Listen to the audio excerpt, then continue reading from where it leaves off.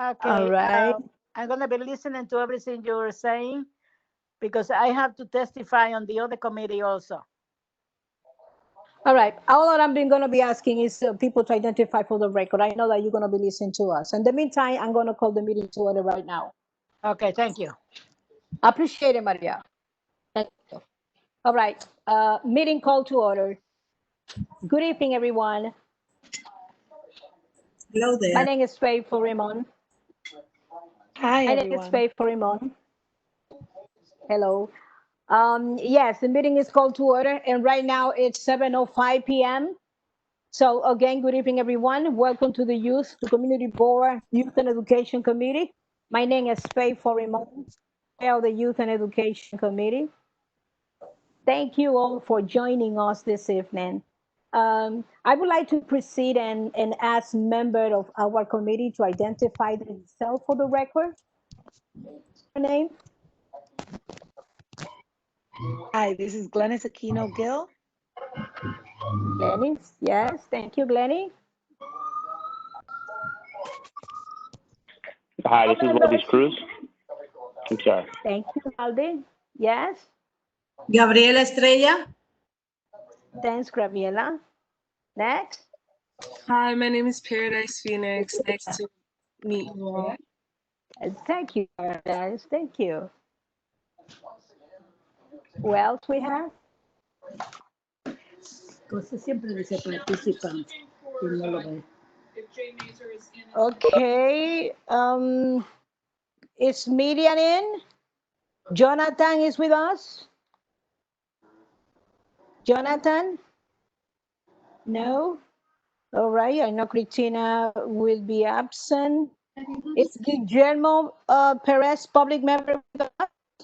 Mazer is has died. Well, I guess Guillermo is not. So only Maria? Waldi? Yes, Yes. I am. All right. It's important that members, it's important that you identify yourself for the record. DOT and the attendees. All right. So it's Miriam with us, Miriam James. No? All right. All right. So let's proceed then. Um, all right. So tonight, it should be a very interesting night, I hope, our meeting. So tonight, our committee will be discussing an important matter related to the New York Public School, New York City Public School. The system that has 1.1 million students with 1,500 school buildings in our city, out of which almost 20,000 students are in from grades the K to 12 in Washington Heights and Inwood. So just that the city or the public school is facing, we are facing as well. So I think it's very, very important that tonight we play like all nights or at all meetings we pay close attention to the discussion that we are going to have tonight. We just I see hear sometimes voices. We have one, two, three. who's speaking? Hello, there is some interruption. Okay, all right. So as we are aware, as we all are aware, almost 2 weeks ago, to be precise, September 1st, the mayor, along with other top ranking leaders, the mayor and along with the chancellor, Richard Carranza, the UFT president, Michael Mulgrew, also council of the school supervisors and administrators, President Mark Canizaro, and of course the DC 37 Executive Director Henry Garrido, they announced their agreement, that they finally reached an agreement to reopen New York Public School effective Monday, September the 21st. That is precisely a week from today. So students will begin in-person learning. However, their announcement is not exempted from challenges. And speaking of challenges, tonight our committee had invited several guests, and in my personal opinion, probably the most important stakeholders because they are the parents. So I would like to introduce the parents that will be discussing with us their concern. We have Gabriela Remigio. We also have Lee Medina, Elisa Reed. We have also Nadiuska Ramirez and Benny Toribio. These are parents who have children in the district and also other borough like the Bronx. So we want to make a combination to actually learn about their experience and their opinions. What exactly all this that is going on uh, means to them? How do they feel? What is their opinions? So they will be sharing with us their experiences, and of course, uh, they will provide us with their opinions about the challenges. All this wave of problems. The system is facing. So I trust that you have already read our agenda, but on the first item in our agenda, you will see the reopening of New York City public schools and the growing uncertainty. And the item number 3, we're going to discuss the ventilation problems, also in public school, which is one of the major problems, and that the system is facing.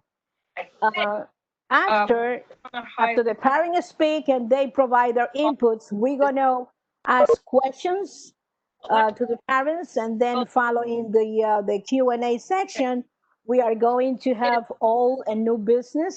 At that point, if any organization or anyone has any announcement for the community, that would be the time to share your announcement.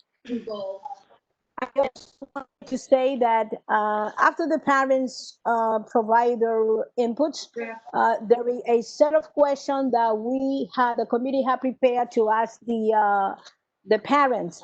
So let's call the first parent, at least to make sure that they are still with us. Is Gabriela Remigio with us? Gabriela, are you here? Yes, Raise I'm your here. hand if you are with us. Yes, I'm here. Good evening, Great. everybody. Can you hear Thank me? you. Yes. Thank you for Good. joining us. Lee Medina, are you here? Specifically as it Lee? relates to, and I know for people I that cannot see a Lee Medina. specifically as it Are you relates with us, Lee? looking at a broader area because the 181st Street can't really be looked No, at Lee, since I don't think that Lee's with us yet. What about Elisa Reed? Elisa, are you with us? a lot of action on that strip, so they are looking. Elisa Reed, are you with us? Um, they are being mindful of. I guess they have not joined the meeting yet. Let's see. Um, I cannot hear you. If you can unmute yourself, I would appreciate it very much. Let's see. Nadiuska Ramirez. Nadiuska, are you with us?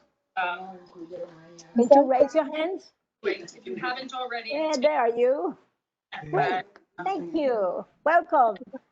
How about Benny Toribio? Is Benny Toribio with us?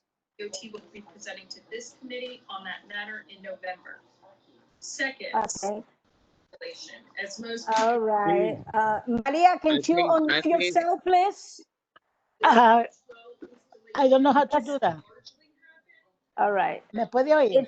Yes, I can hear you now. Yes. So you did it already. For you present. All right. So I just want to, again, I'm going to ask for Lee Medina. Is Lee Medina with us? No. All right. Neither Elisa Reed. Okay. All right. Now, I hear some noise on the background. Wherever you are or find yourself, if there is any noise in there, I would appreciate if you can mute yourself.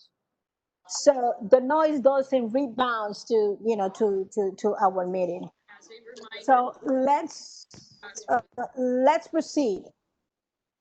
Okay. Well, I would like to I would like to share a brief description of some of the things that is going on before our parents share with us all the good, opinions and experience that they are collectively, going through. So I wanted to share that, in the same time, last week, a great I think it was last Tuesday, to be precise, as you probably already heard, teachers were supposed to report to school building to get prepared in advance for the 21st. So, for example, they have to go for training, professional development, and read and readiness to collaborate and prepare for the blended and remote learning that supposed to start on the 21st, hopefully. So as we are speaking, what teachers are doing is just getting ready to start officially to receive, a student or to start teaching in September the 21st.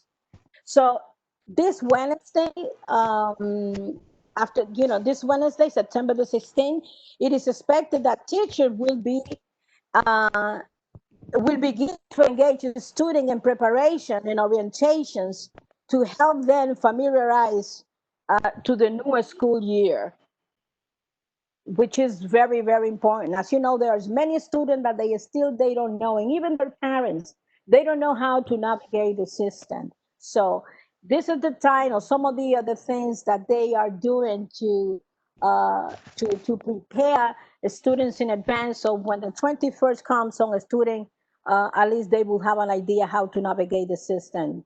So another thing also is that I would like to share is that the city has also made a priority the access to COVID-19 testing, all available to students, teachers, and DOE schools based staff at 34 sites across the city. So, but I understood also that although all these resources are available to them, I'm not sure whether or not this is mandated. So, but I heard that is not. So let's see how this is to play out. And also priority. So priority will be given to these 34 sites to all DOE workers so they can quickly be tested and provide results within 24 to 48 hours. Well, seems to be very, promising. So meaning that any staff that go to one of the sites, so the DOE will know the result within that frame of time, basically in a day or 2 days the most. All right. So another another piece of information that I would like also to effective October the 1st, and this is according, of course, to sources with the DOE and Child Peak as well. So, and thereafter, based on a monthly base, I'm going to quoting what I read or what I came across. It says that it will be mandatory for a school to test a random from 10 to 20% samples of their students participating in blended learning and on-site staff uh, population. Families will be asked to sign a consent form at the start of the year for their child to participate around and be notified ahead of time Lo único que, if tal their cual como te child dije, has been como yo estoy selected como conectado for regular, the lo único que month. veo es... Eh, Okay, oh, let me pause. Jonathan, can you mute yourself? Can you please, Ali and Jonathan, mute yourself because we all can hear your conversation, so we can proceed with the meeting. Appreciate it. Thank you. So I just want to give you this heads up. There is more to come.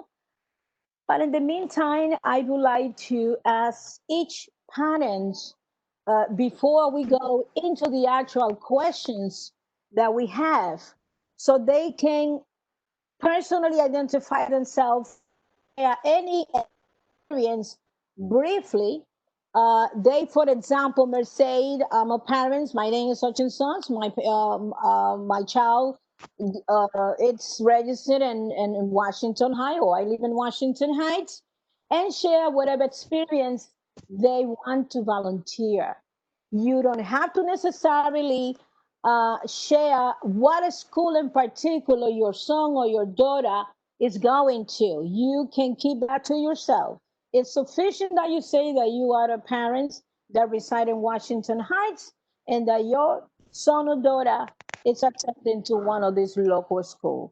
So let's proceed and let's call right now Gabriela Remigio.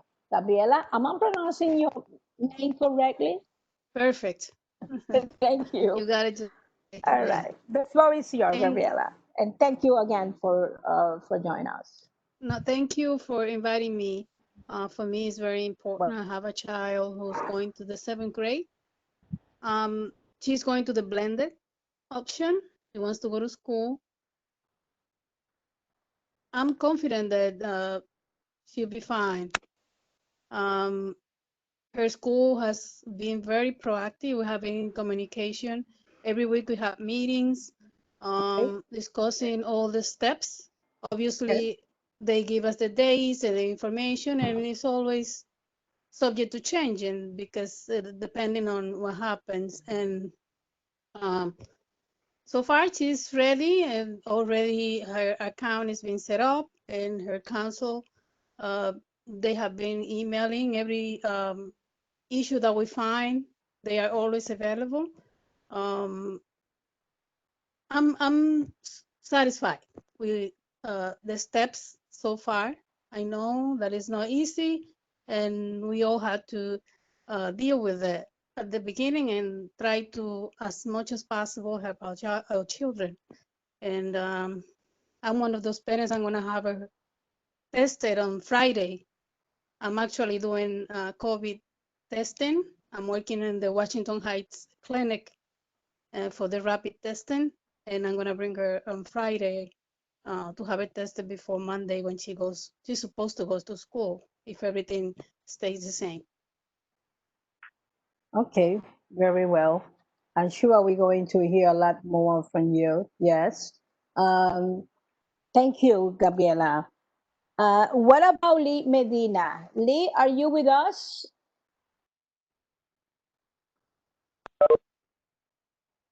Excuse me? How about Elisa? Elisa, are you with us? Let's go then the next party. Nadiuska Ramirez. Nadiuska? Hey, Hello, yes. so thank you for allowing us to be here. Oh, First, our pleasure. Thank you. okay. So in regards to the school and the way that they're proceeding, I think that the schools are doing the best they can under the circumstances. As a parent, I am eager that my kids go back to school. I think that at that age, it is essential that they continue to have social contacts with other kids. I think it's imperative because they're just, because they could just fall into just focusing on electronics, and that's not good for humankind. Um, but one of the things I'm concerned about is the mixed messages when it comes to the news outlets and compared to what the schools are trying to do. Sometimes that doesn't give me security because um, when I hear like the representatives of teachers, I think it's the UFT, and he's not comfortable in opening up, that gives us a little bit of insecurity. Yeah, insecurity. I know they're trying their best, but I'm not sure if they're getting the proper support and if politics is playing a part in this. And that's very concerning because it's our kids' future that's on the line. That's all I have for now. All right. I'm sure you will have a lot more, but thank you definitely, so much. Yes, it's a good start. All right. What about Benny? Benny, are you still there? I know he just texted me saying that he having some problem trying to join us. All right. Lee, are you there? Uh, hello, Liz or Lisa? Elisa, are you there? I guess that they are having problem trying to log in. This is the first time that we are using a different platform. So it's not Zoom, which a lot of people are really accustomed to it. But anyway, let's start the some of the question, and I'm going back to Gabriela again, if it's okay with you, Gabriela. So I would like to ask you, well, and bear in mind that all this is basically more about how did you feel about the uncertainty that we all are experiencing right now, going back to school, feeling that the department is not really guiding us the way probably we expected. Many feel that they are not prepared. Um, Also, the problems with the ventilation, which is going to be a separate discussion, of course. But right now, most of the question that I may have, as well, my colleague for you guys, it's basically based on your on your experience. So let me ask you, and I'm going to say this the question in English and Spanish to make sure that if any folks in there, any parents or anyone who may feel more comfortable in Spanish, at least they get to know exactly what is the question that I am asking you. So the first question that I have is, what were some of the concerns you had as a parent when you heard the school were reopening? So, and I'm going to say that in Spanish. ¿Cuáles fueron algunas de sus preocupaciones como padre cuando escuchó que las escuelas iban a ser abiertas? Obviously, the fact that the building was prepared to have the proper ventilation, that was one. Social distancing, like to make sure that the children are not all packed up in one room and interacting each other, that they wear their mask or any other protective gear that they need. I know that some of the issues that the Federation of Teachers has are bringing up is the fact that the Department of Education they don't have yet the gear to offer the teachers and all the cleaning supplies. That is a worry. But also I'm expecting that the parents do their part also. My daughter, I trust her that she is conscious enough, that she is grown up enough to always wear her mask and follow all the procedures. Other things that they have assured us is that common areas that is going to be under control, and a lot of things. The fact that she has to take a bus, it worries me, but I see parents also with children not wearing a mask on the buses. I feel now I see it like people are complying a little bit more. Yes. But all those things are worried. It's not just the building. There's a lot of things that are part of the whole going back to school process. And she wants to go. So I had to trust her that she's going to follow the rules and all the guidance and stay safe and keep all the people and her classmates and the teachers safe also. Very good. Yes, I know that it's very hard to put in one sentence or even two sentences, the concern that many parents, have regarding all this reopening. Um, and not only parents, I guess the entire environment, people, there is people inside their houses that wondering whether or not they should go to the grocery store or call up, to make to get delivery. So it's a very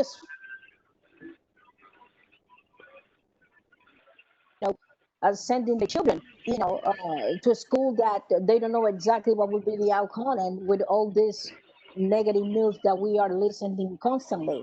So let's see exactly what Nadiuska may have to say about, this question.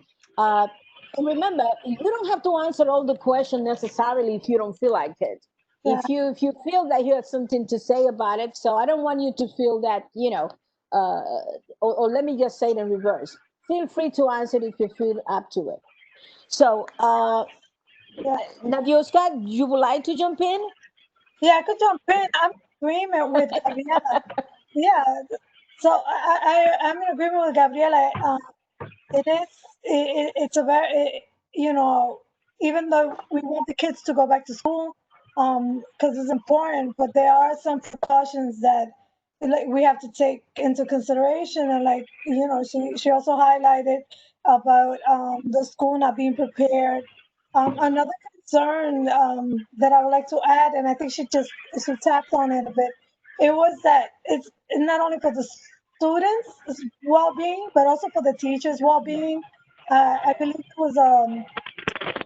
there was some statistics that a lot of the teachers, they're past a certain age point. It's, I believe it's 45 or 50, and Yes. they have a higher chances of having some underlying issue, and they're really risking themselves in in going back to school. And although most of the kids could be asymptomatic, like they say, but they run a risk, and not having the teachers there mentally to teach, I think that it could also take a toll on the students, because if they're very concerned, they're very worried about getting sick. I can't see themselves like teaching freely, and that's what we really need. We need teachers that they feel competent and in a safe environment so that they could do their work. So I think those two things go in hand in hand. Very Not only important. that, not only that, we also have high populations where people have pre-existing conditions, asthma, diabetes, respiratory disorders. Okay, who's speaking? Who's speaking? Who's speaking, please? Yes, my name is Lisandra Medina. Sandra, yes, Lee, I was asking, this is one of the parents. Yes, thank you for joining us. Yes. Yes. Hey, Faye. Okay, hold on, please, guys. We have a mix of conversation going around. So let's pause for 1 second. So let me introduce then the two new parents that they just has joined us. And I don't know, did you guys heard the question that I just asked a few minutes ago? Okay, I will heard the repeat. answer. Okay, so I'm going to repeat the question so you can piggyback with us again. So I also think, I don't know if Benny Toribio, are you with us? Well, all right. So anyway, the question asked was, what were some of the concerns you had as a parent when you heard the school were reopening? Okay.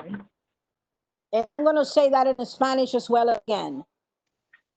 ¿Cuáles fueron algunas de sus preocupaciones como padre cuando escuchó que las escuelas iban a ser abiertas?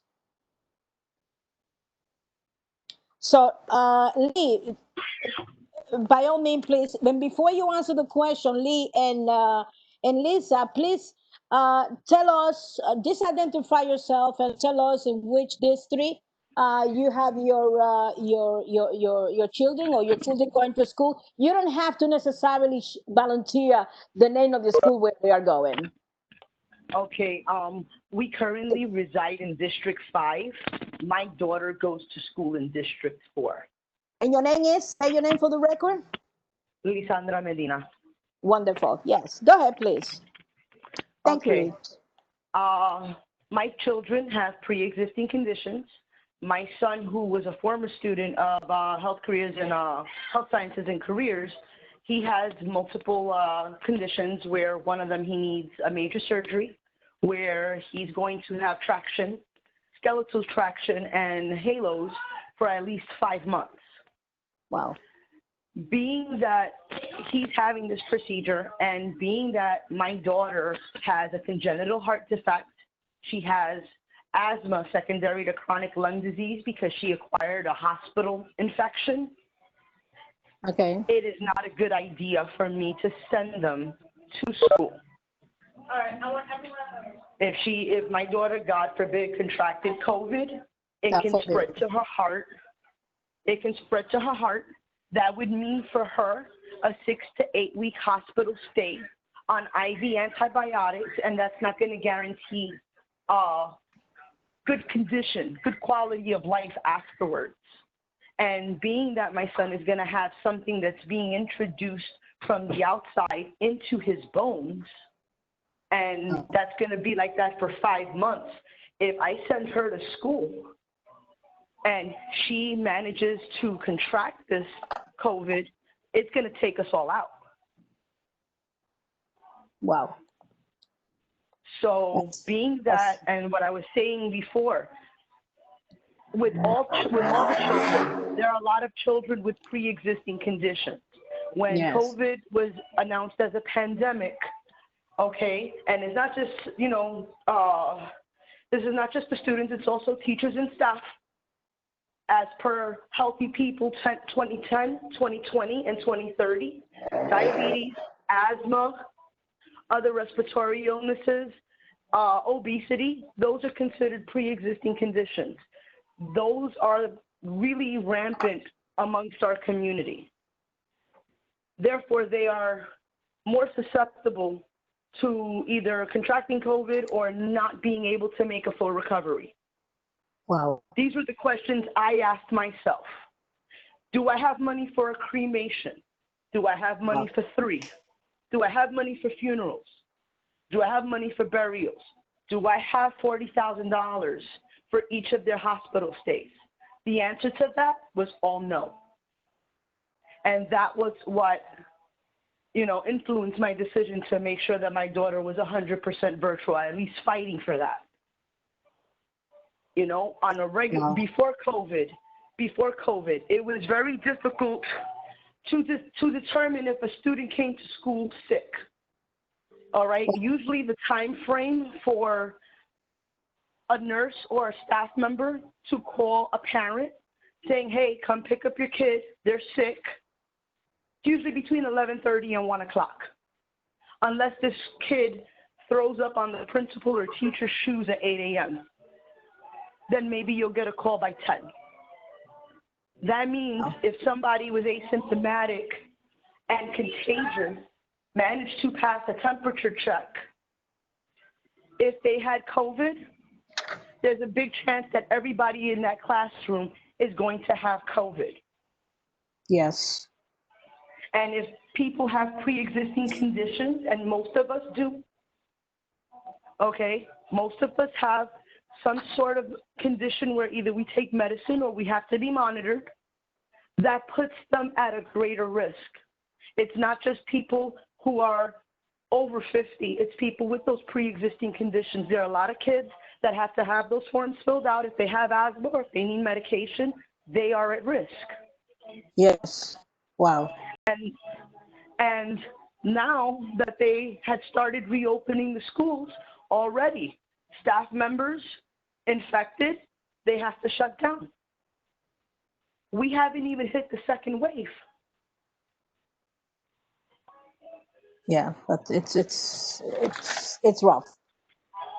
And the way you just describe it, you know, it's been very clear, and it's a powerful statement. What I can say, yes, this is the reality that, you know, parents are facing today. Yes. And now, and additionally, there are no legal protections if a teacher, staff member, or student comes down with COVID. Right now, the House was trying to push a bill, which means this is going to affect all 50 states. That if you contract COVID in school, whether you're a staff member or a student, they are protected from legal litigation for 5 years. Which means if we are coerced to send our children to school and there's no other alternative and they get COVID, we can't go back and sue for medical expenses or funeral money. And then there are a lot of people who are either uninsured or underinsured. Medicaid has a backlog of at least 6 months. A lot of private insurance companies, they don't want to cover COVID-related expenses. Oh. See, I have a different, and you see, I have a very different experience because I've had people die around me from COVID. I have family members that have died, but my kids were in school. My kids stayed in school. Elisa, Jefe. Hey, hi, Elisa. My kids. So my name is Alyssa Reed, and I live in the Bronx, but my kids go to District 12. They go to PS 128. And my kids were in school this whole time because they were going to the enrichment center. So my kids never left school. And they put protection measures in place. My kids were going to school the whole summer. They were going to school after March when schools officially closed. My son has IEP, so he has extra help. He has a learning disability, and he has ADHD. And his doctor was the one that told me put him in an enrichment center because it's not only about their health, it's also about their mental health. And some kids need to be around other children for their mental health. They need to be engaged in life. And yes, COVID is ugly. Yes, COVID is killing. Yes, but if we have the right measures in place, we can get through it. What I did was, when they said school was reopening officially, the first thing that I thought about was, you know, what safety measures are going to be in place. In the enrichment centers, all the children's, their temperatures were taken. They took multiple breaks throughout the day outside, masks worn, gloves worn, throw out the gloves, throughout the mask when they come inside, brand new gloves. So there are certain things that can be taken into account for kids that don't have the kind of, you know, there's certain kids that are going to not be able to go because of, like what she said, her kids can absolutely not go. They can't take that risk. They have too many health issues to be put at risk. So her kids absolutely cannot be in a classroom with all this going on. They shouldn't even have been in a classroom normally during flu season, because I can only imagine during the months of flu season, kids get sick all the time. Yep. And kids are the hardest because they touch everything. It's hard to tell a kid, don't touch, don't do this, don't do that. They don't understand. So to a certain extent, certain kids cannot return to school because their health issues are too much. Their health issues are too great. And, but see, my kids, they don't have any health issues. My kids, thank God, are healthy, except for like ADHD and things like that. And my kids, like I said, I had them in the enrichment centers where they were safe. They haven't contracted anything yet, you know, and I say yet because the second wave will be coming. So we don't know what's going to happen, but I will be sending my kids to school the 2 days that they have been assigned. I have 4 kids. All of them are going to be returning to school for the 2 days that they're being given with precautions. I trust more my school than I do the Department of Education as a whole. And I feel like it's going to have to come down to the schools. I feel like the schools are going to have to take the safety measures that the Department of Education will not be taking or will not be enforcing. And that's why I travel an hour to the school, because I have more faith in the school and in the school's ability to keep the children safe and put in things in place, put in safety measures that even the Department of Education is not enforcing or they're not worried about. So far, the only thing that we've gotten from the Department of Education is about the ventilation system. All right, that's fine, but I want to know more. Not only about the ventilation systems, that's important, I understand, but I want to know about the daycare. At the enrichment center, the custodial staff, which is contracted from the outside, it's not contracted by the Department of Education. They used to stay and they used to wipe down and disinfect every inch of the school every day, every single day. The teachers worked in 2 shifts. The first teachers were working in the morning till the afternoon at 1, and then the second wave of teachers will work from 1 to 5. And that was the hours of the enrichment center this whole summer. And it gave them time. Everything was wiped down, bleach, they cleaned everything down. That's something that I need to know. Are you going to be wiping everything down? Because at the end of the day, when the kids go home, that's just seething bacteria on all these surfaces. I don't care how much social distancing you do. They come back the next day, they're touching everything. Everything needs to be wiped down. I want to know what kind of custodial, what is going to happen with that. Second, what does happen if a kid gets sick? They send us a letter stating, oh, we'll put them in isolation and they got to come picked up. And then, what then? A test takes weeks to get the results. You take this kid in for a test, he's negative or he's positive, he can't go back to school until you get those results back. Exactly. Because what if so it's like there's a lot of things that that the Department of Education doesn't talk about, doesn't address. Most of the information I've gotten has been from the news or from the school itself. And even the school itself, there's only so much information that they themselves have. Because the Department of Education is they're just not engaged with the parents as they should be. And the teachers, all they told us about the teachers were that the teachers are going to be tested on a monthly basis. All right, that's fine. What about everyone else that works at the school?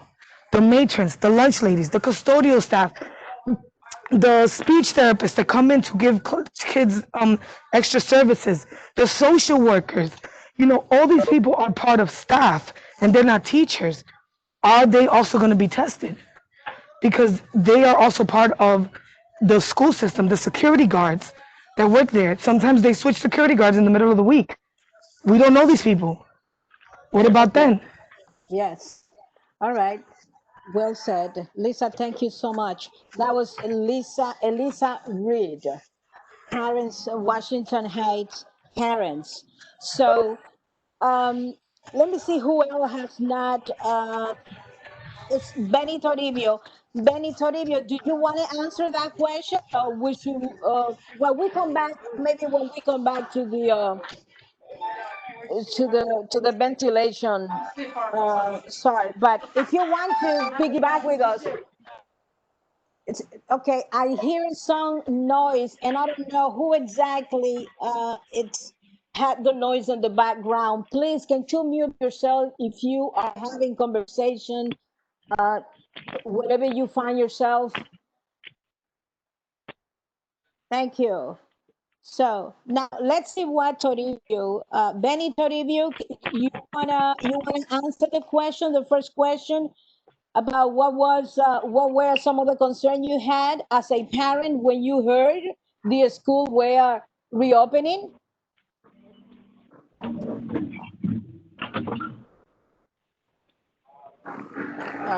Benny, are you there? Can you unmute yourself? We can't hear you. All right. Well, let's move. Well, right now, I understand my colleague has a question. Walde Cruz is the assistant chair of the Youth and Education Committee, and I believe that he has. I think he has 2 questions. No, he has a question for now. I guess yes. He's gonna be asking 2 questions. So, Walde, you want to proceed with the next question for the parents? Yes. Yes, I do. So I wanted to know, how effective was remote learning in your home, last school year? Maybe you want to say it in Spanish as well. So is anybody listening to us? ¿Qué tan efectivo fue El aprendizaje. exacto, virtual en su casa? It was definitely a challenge, but we did make it through. This is Lee speaking now. Yes, Lee. Yes, this is Go ahead, Lee. Lisandra Medina. I'm sorry. Yes, my name is Lisandra Medina. Again, my daughter, we live in District 5. She goes to school in District 4. She does have an IEP. Yes, it was challenging. It is challenging, especially if kids have special needs, intellectual needs, or, you know, if they're easily distracted. It was definitely a challenge, but she did make it through. There were a lot of obstacles in the sense that I think and believe they were using entirely way too many interfaces to get assignments done. So one class might require 3 apps and another class might require 5 apps. And you think you're done with your work, and then, Lord and behold, surprise, you have work in an additional app. Connectivity, communication was definitely a challenge, but again, we made it through. I guess in order for virtual learning to be conducive, it has to have some level of being seamless. There has to be direct communication, and people have to be proactive. Absolutely. Yes. Yes. For me, remote learning was a complete disaster. It doesn't work. Who's this? Who's speaking? Just say your Elisa. name. Oh, Elisa. Okay, Elisa, please go ahead. Listen, I have 4 kids. One in high school, one who now graduated to middle school, and then I have 2 that are still in elementary school. And I'll tell you this right now, the remote learning was a complete disaster on every level. The curriculum was a joke. If this is what they're actually teaching the kids, it's horrible because it's completely misinformation. Also, they did not do any classes. Once a week with the teacher, all the kids are talking at the same time. She's basically just saying hello to everyone, so happy to see you, and that's it. That's not learning. They left everything to the parents. The parents, we don't know. I'm not a teacher. I cannot teach my kids. I am too worried about working, making sure I have enough money to provide for all this time. I don't have time to teach 4 different grades, and 3 of my 4 kids have IEPs. I don't have time. I can't. And then on top of that, they did provide tablets, but halfway through, the tablets are not working. There's a problem with the connecting. They're not connecting to the internet. There's no place where I can physically take the tablets. I have to call, make a ticket. It took them a month and a half to get back to me. Oh my God. So it's like not everyone has a device. And some of the things that they want us to do, you can't even do on the phone. It requires either a computer or an iPad. So, and like I said, they gave assignments where read this, answer this, read this, answer this, and then a bunch of YouTube videos. If you're going to do a remote learning, and now it's going to be difficult because you're going to have half in-house learning, half remote, you have to have everyone on the same thing. You have to act like this is an actual school. At 9 a.m., I want everyone logged in. I want everyone there. Everyone should be here for this. They didn't do any of that. And I doubt that they have it figured out even now. So it's like, right now, they said school starts on September 21st. They're talking about orientations online and all these meetings online. For what? These meetings are useless. You're not giving us any information, and you're just repeating the same thing. Nothing new. And the kids are last year, everyone passed because of the situation.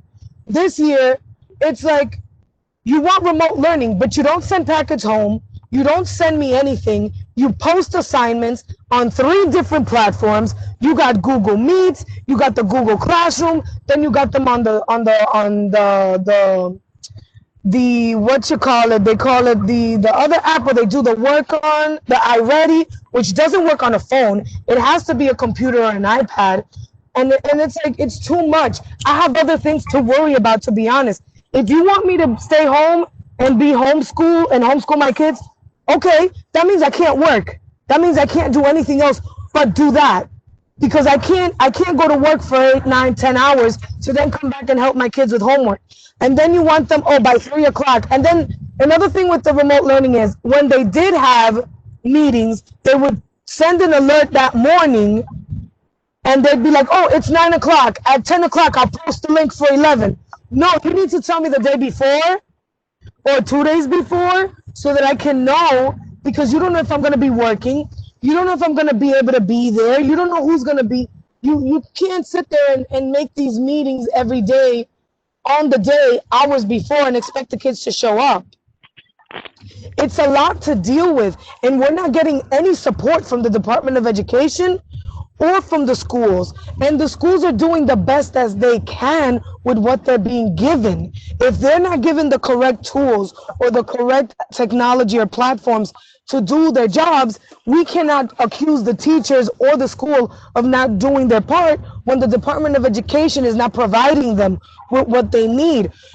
A lot of these teachers are old, elderly teachers. PS 128 alone, which is my school, some of those teachers are still there from when I was a student. They cannot sit here and get sick.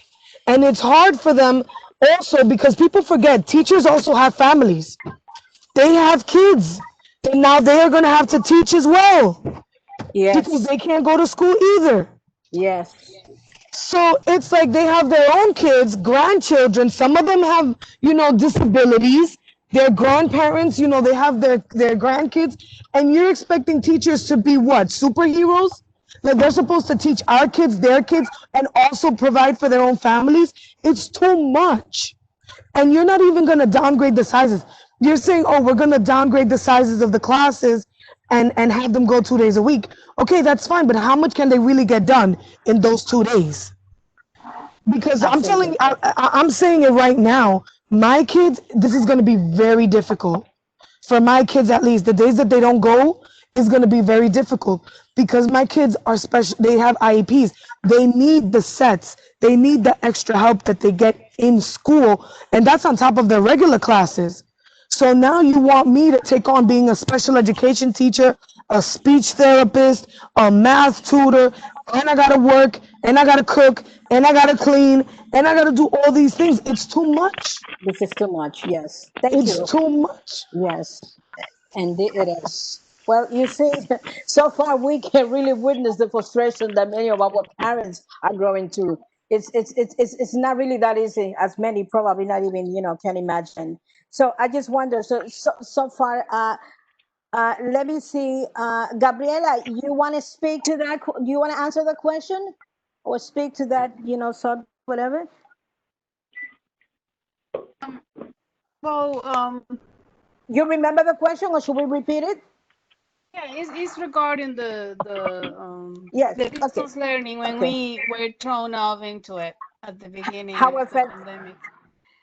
Yes. It was challenging. I agree. And I know there were a lot of parents were frustrated because I from home. I work with schools, and I was calling parents also, and they would express their frustration with the whole thing, the way they were working.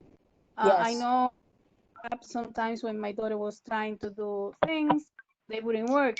But I also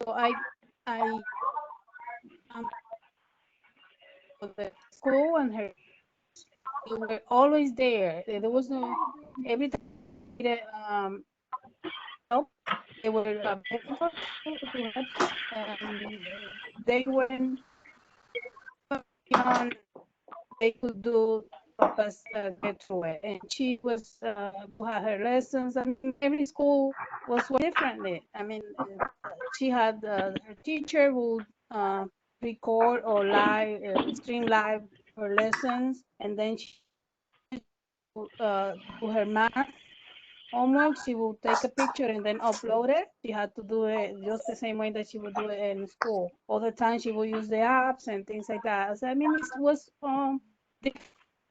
challenging, but we got through it. And yeah, kudos to the teachers. They also while they were teaching their children, some of them.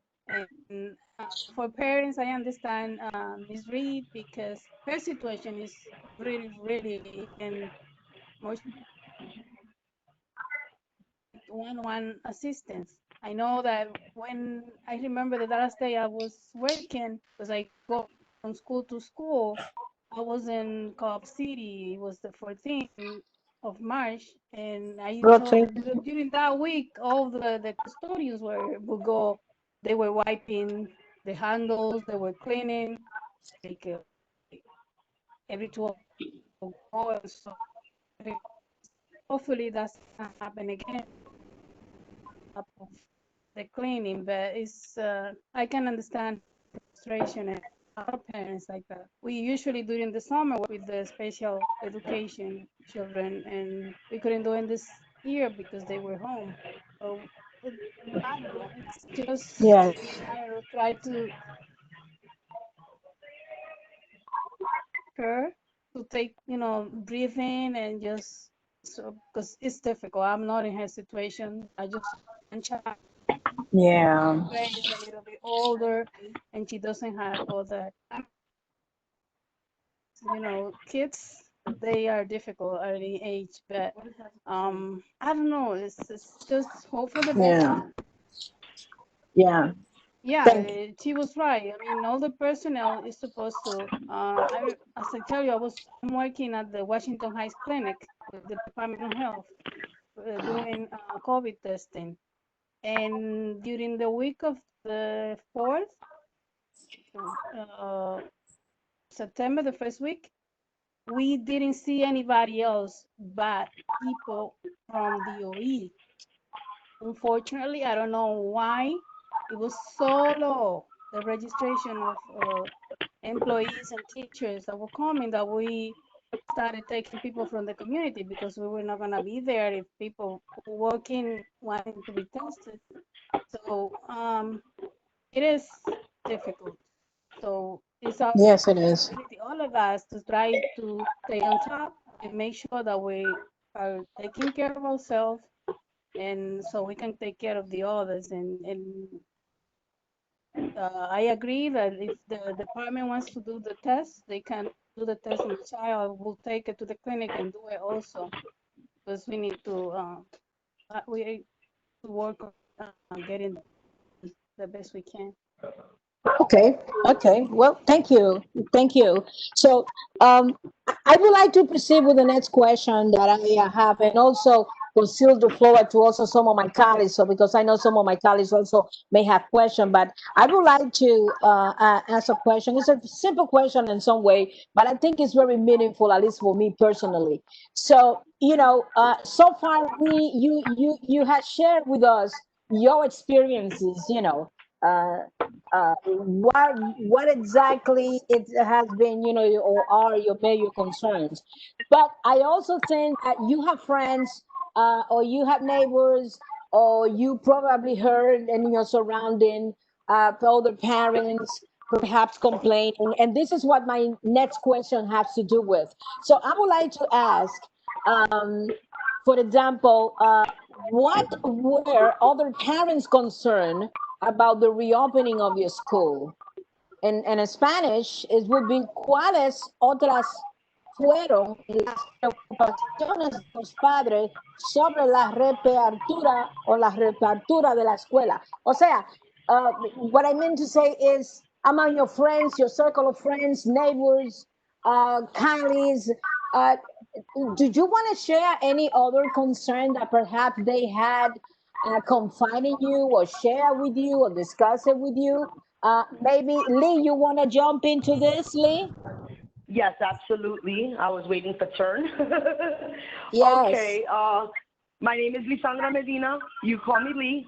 I do have 3 kids, but the primary concern is my daughter's school, because she goes to school in a high riser.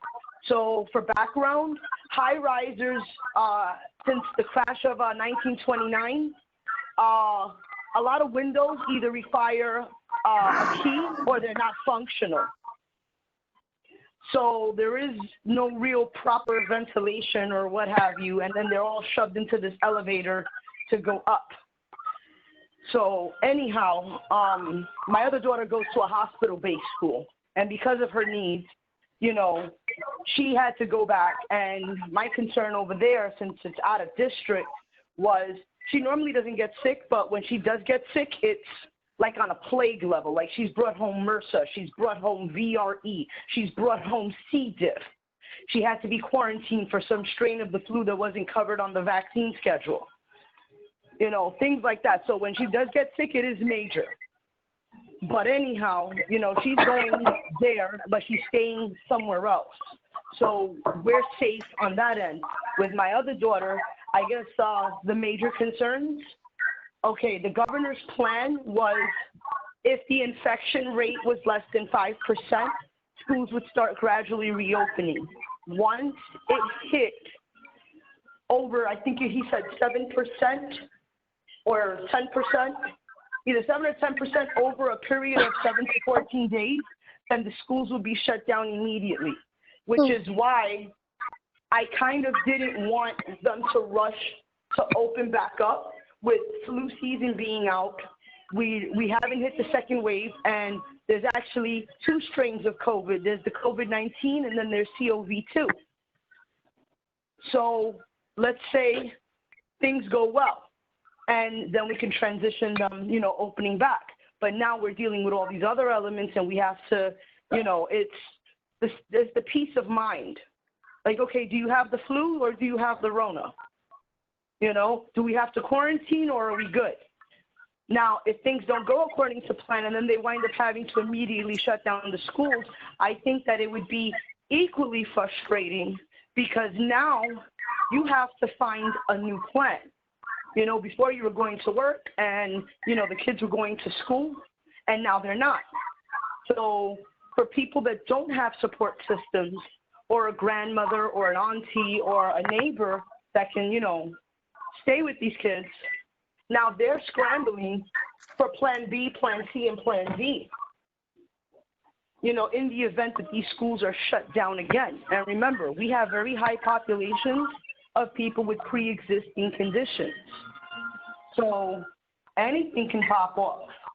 I'd rather that, you know, until it's safe to reopen, when it's really safe. This isn't a trip to Costco where you're there for 2 or 3 hours and you're walking around. This is kids being at a desk with or without barriers, sitting in a classroom for extended periods of time. And remember, before COVID, the teacher sometimes doesn't notice that the kid is sick until lunchtime. So by that time, everybody has it. And remember, if you're asymptomatic, you're passing a temperature check. Symptomatic means you have a fever. So by that time, everybody's been exposed. And then you have to contact everybody and say, by the way, you may have been exposed. I'm going to get this real quick because not get it. Now, nobody in my immediate household. Alexandra, give me 1 second, please. Someone is speaking on the background. Excuse me. I hear some noise in the background. Please mute yourself if you are speaking to someone else, please. Please mute yourself. Por favor, si alguien está hablando en su casa o donde quiera que se encuentre, por favor, trate de mute yourself. Lo dije en inglés, terminé diciéndolo en inglés. Por favor, ponga el silenciador en su computadora para que no se oiga la conversación de en su casa. Yes, Alexandra, you want to finish your statement, please? Yeah, nobody in my immediate household has contracted COVID, but Thank God you know, for we do that, have yes. extended family members that have either been exposed or, you know, had it and got over it. And then we also have friends that weren't so lucky that either they succumbed to COVID or complications of, or they still haven't gotten over COVID and it had secondary and tertiary damages like kidney failure, heart failure, any type, systemic failures where they needed, acute dialysis, or they needed, heavy medical interventions that they otherwise would not have been going through. And by the way, they weren't in the at-risk category. Okay, they went to be treated for something else, and they wound up contracting COVID in the hospital. I think the worst case that I know of personally, she went for, I think she thought she had the flu. She tested negative for COVID. A couple of days later, she couldn't breathe. She went back. They had to put her in an induced coma for 6 weeks. Oh. And, that situation was not, it didn't, there's, like I said, either you get over it or you die. And if you don't, there's also the chance that you're going to have extended health problems because of it. So, all right. Like I said, in that aspect, I'd rather be safe than sorry, because I know I can't afford if they get sick. When I say sick, that's kind of sick, or if they die. It's a very unfortunate situation, yes. All right. Thank you, Alexander. My Lee, as I call it, Lee. All right. So I would like to give the opportunity to Nadia or Nadiuska, if she wanted to say something, speak to that questions.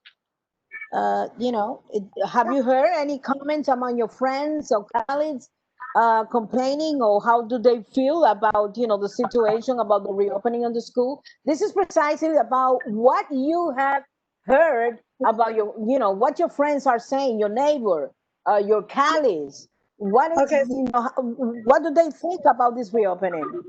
So in my case, the things I've heard is how we're going to pull through. How we're going to pull through, because we know, and understanding that there are exceptions, that there are cases that are exceptions, and that they need special care, or that they need special arrangements. They would have needed special arrangements without the COVID situation. But the concern is, like, how could they make it a successful year for their child? Because like sometimes we forget, and it adds part to the frustration. But if we kind of we keep it in mind, I think this is kind of something that could help. Is that this situation with the COVID is not something that was expected. It was not something that was planned, or that at least this generation, at least the last 3 or 4 generations, have experienced. So what happened in March about the school shutting down, the teachers were not prepared, but nor were the parents. So everybody was working on emergency mode. They were like trying to figure out what to do based on the limited information that they had, and with the limited information that everybody knew. So sometimes we have to kind of remember that, and that's what we kind of share. At least when I speak with my friends, and we talk about, okay, how are we going to go through this? So how are we going to push through? And we kind of try to conclude is that we have to be alert. We're going to have to do sacrifices. That I'm not a home. My kids are not homeschooled, and I was never planning to be a homeschool teacher. But because of this is an extraordinary situation, I have to give away some things that I'm not accustomed to. So for example, while we were going through the phase in the last academic year, we were trying to on our own to put schedules so that we could help the kids pay attention or stay focused. But it's a hard thing to do. It's gonna be a hard challenge now also. But we just have to make sacrifices, understanding that this is the benefit for our child. So some of us have to work during that time, but it's just trying to figure out ways so that we could pull through and not get drowned into all the negativity, if that makes sense, because it's gonna come. But we just So, have to put our so kids. what so basically the same way that you had expressed how you feel, so you're telling me probably that that's how your friends exactly, or the people that you have come across, the parents feel the same way. Yeah, Is that well, it? we do. Yeah, Because that that is that definitely is the question. yeah, that's definitely my response.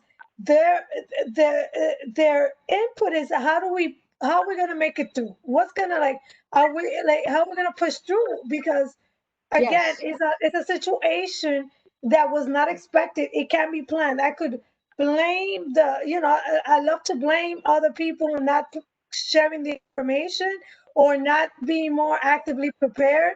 But everybody was hit. It was blindsided. So we have to make the best that we could do what is going on. What we So have. I'm not. Yes. So that's what happened. That's the concern. Like how we're gonna make sure that my kids that graduated really learned everything that they needed to learn to graduate or to go to the next level, because these things will impact them in the future, in the long run. So See, no my matter. friends and family, they're Very on good. the, my Hold on, family, hold on. Oh yeah. Hold on, please.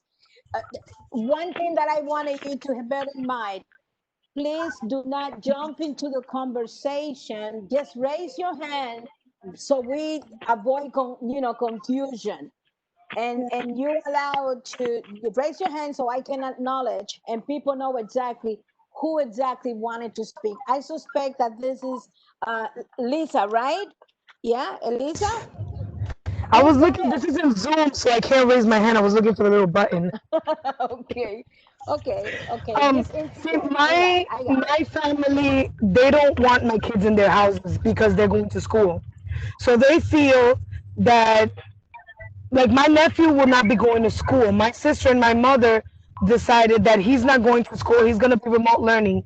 And because I'm sending my kids to school, she doesn't want for my kids to go to her house and for my nephew to maybe get sick. I have friends that are worried because they don't speak English and they can't help their kids with the homework. I have neighbors that came to me for me to help them with their kids because they didn't understand what they were asking of them, and the kids didn't know that much English either. So that's a very big problem that some of my friends and family are having. I have friends that unfortunately are undocumented and they're scared that if they ask for help for their kids, that something's gonna happen. And I have to tell them, that's not how it works. And you can ask for help. Nothing is gonna happen. And there's just so much again, misinformation. A lot of my friends, like I said, they're scared to even go to the school to ask for anything because they're scared that they're going to ask them for papers, or they're going to ask for ID. Some of them didn't want to ask for tablets because one of the things when you ask for the tablets is that when FedEx shows up, you have to show your ID to get the tablet. And some of them didn't have IDs. So they didn't know how they were going to get these tablets. So apart from just going back to school, a lot of these parents are scared that with the remote learning, they can't help their kids. They don't know English. The kids are barely knowing English. They're scared that if they ask for help, something's going to happen. Apart from that, some are scared that if their kids do return to school, they'll get sick. And then that's a whole new kind of worms. There's just so much. And especially my friends with little kids, they're scared because they're so small, especially the ones that are going back to daycare or pre-K, that they're not old enough to understand, don't touch, put on your gloves, always wear your mask. They're scared about what could happen with them. I have a friend who has a special needs child in a wheelchair. The school, the elevator at the school, she's scared about them using the elevators at the school now because they're going to be shoving all these kids in an elevator. And if he gets sick, it's going to be a problem. Also, another thing that they're worried about is a lot of my friends and other families that I help and work with through Coach Dave, some of them are scared that some of them are scared that their kids are not going to get the special needs that they are normally getting, all the special programs, all the special services that the school provides, because they've already said that a lot of speech therapists are not going to be going to the schools. They want to do remote, a lot of physical therapy. You know, a lot of these services for special needs children, we don't know where they stand because they haven't given us any information about it either. So they're scared that a lot of the children are not going to get these services because already the Department of Education is saying they will not be able to go to the schools to provide these one-on-one sessions. And some of these kids need this one-on-one sessions badly. Okay. May I say something? Okay, briefly, because we have to move. Go ahead, please. Who's this? Yes? Yeah. I'm going to be very brief. Yes. The Board of Ed actually, you know, I'm imploring the Board of Ed to provide more support and more services for parents, you know, and it's not just the Board of Ed, it's also the state of New York. Parents that have to work, they need childcare. That is, that was critical even before COVID. They need childcare so that, you know, if remote learning is a reality where, you know, they can't send their kids to school, then they need that childcare. Also, for the kids with special needs, remember, they have pre-existing conditions as well. It's a lot of times it's just not, you know, one specific issue. A lot of these kids, if they have one primary issue, it's almost guaranteed that they have secondary and tertiary issues. For the kids who shouldn't or can't go to school, you know, perhaps maybe they should send, you know, the therapist to the home if the parents are open to it. Where, you know, like early intervention, when they used to have home-based services, or when the kid required home-based services, they would send a therapist. They had a caseload, usually, you know, well, because of COVID, you know, let's keep it, you know, less than 10 kids. They visit 10 homes on a rotational basis, and these kids can get their services. And I guess the other issue is, you know, the kids who are, you know, residing in homeless shelters and foster care. School was a refuge for them, you know, but there are other problems that need to be addressed so that this can go seamlessly. Wow. Because, yeah, if we open up the schools, there is a chance we're going to have to shut them down again. The first week, they're already shutting the schools down.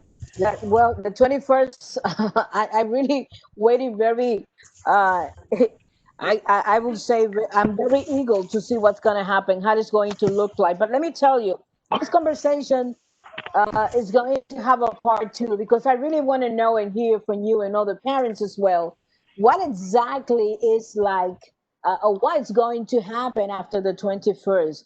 I wanted to see if all the promises that the city, you know, DOE it's making right now, is they really going, if they're really going to deliver those promises.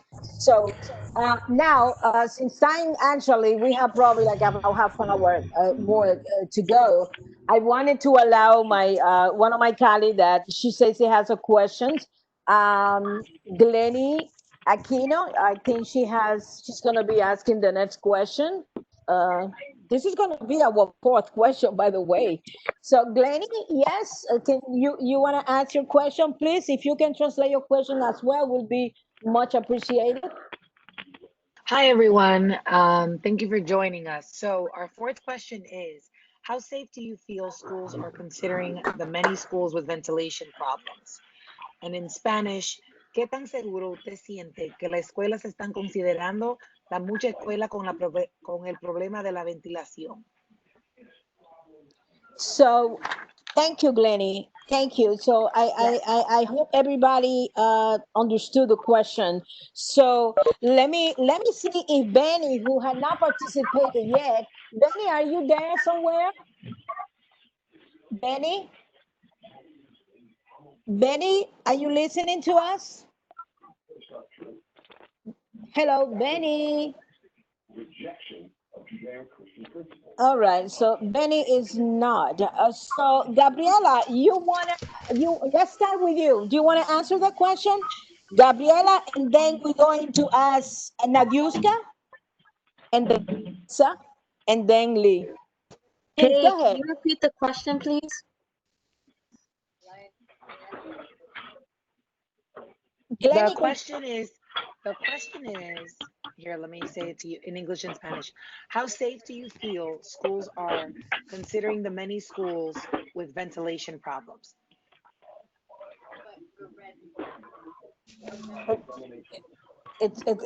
Okay, let me repeat it. Let me repeat it for her. What she's asking is, how safe do you feel schools are considering wait, let me take one step back. How safe do you feel schools are considering the many schools with ventilation problems? In other words, ¿qué tan seguro usted o segura usted siente que las escuelas están considerando las muchas escuelas con problemas de la ventilación? Un poquito como tricky la escuela, la pregunta, right? Especially because I'm not an expert in terms of ventilation. I know the building where my daughters go to school, it is in good condition. Now, that doesn't mean that it has the proper ventilation. I know that they're spacious, the classrooms, and they have promised that there will be at any time more than 9 students per classroom.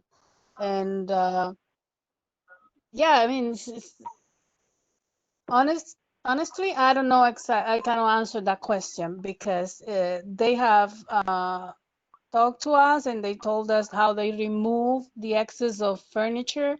Even those classrooms that have computers, they have taken the computers out to make more room and make I mean, as distance as possible between every student. And also the windows, they open and close. They have no issues with the windows, but definitely I wouldn't tell like they have like the negative or positive or flow airflow like the way I have it in the room that when I'm testing somebody for COVID. So I mean, I know that they don't have it because usually and there's a lot of buildings that are really old and yes, they have even issues with heating and AC and I mean we know it's a challenge again. We go back to there. But yeah, definitely, there's no assurance that the ventilation is gonna be the right one. yes. We just hope for the best and hope that they keep on working on it because this is a work in progress. It's not done. We Yeah. need to All figure right. something else. And thank you, Gabriela. I know could be a tricky question, but remember, every question that we ask and every response that you decide to volunteer.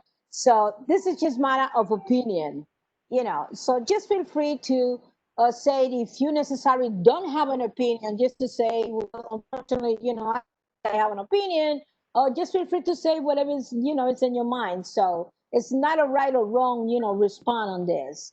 So, and with that in mind, so I want you wanna say anything about that, Sandra? Are you there? Yes, I'm here. I'm sorry, I Did had you the phone hear the on mute to question? block out. Yes. If I feel safe with regards to the ventilation system, okay.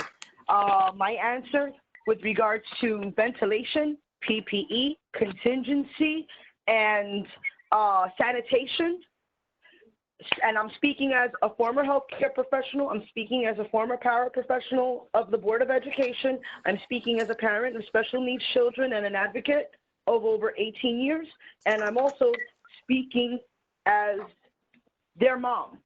I don't feel safe.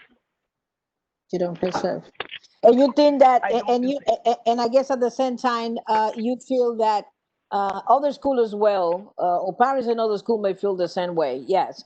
All right. So it's just that simple. Thank you. So what about Nadiuska? Nadiuska, you want to say anything? Okay, so you said it's an open opinion, right? So my concern is that if if we're considering ventilation problems now with the schools, this is something that should have been addressed before COVID. So it's a much bigger thing.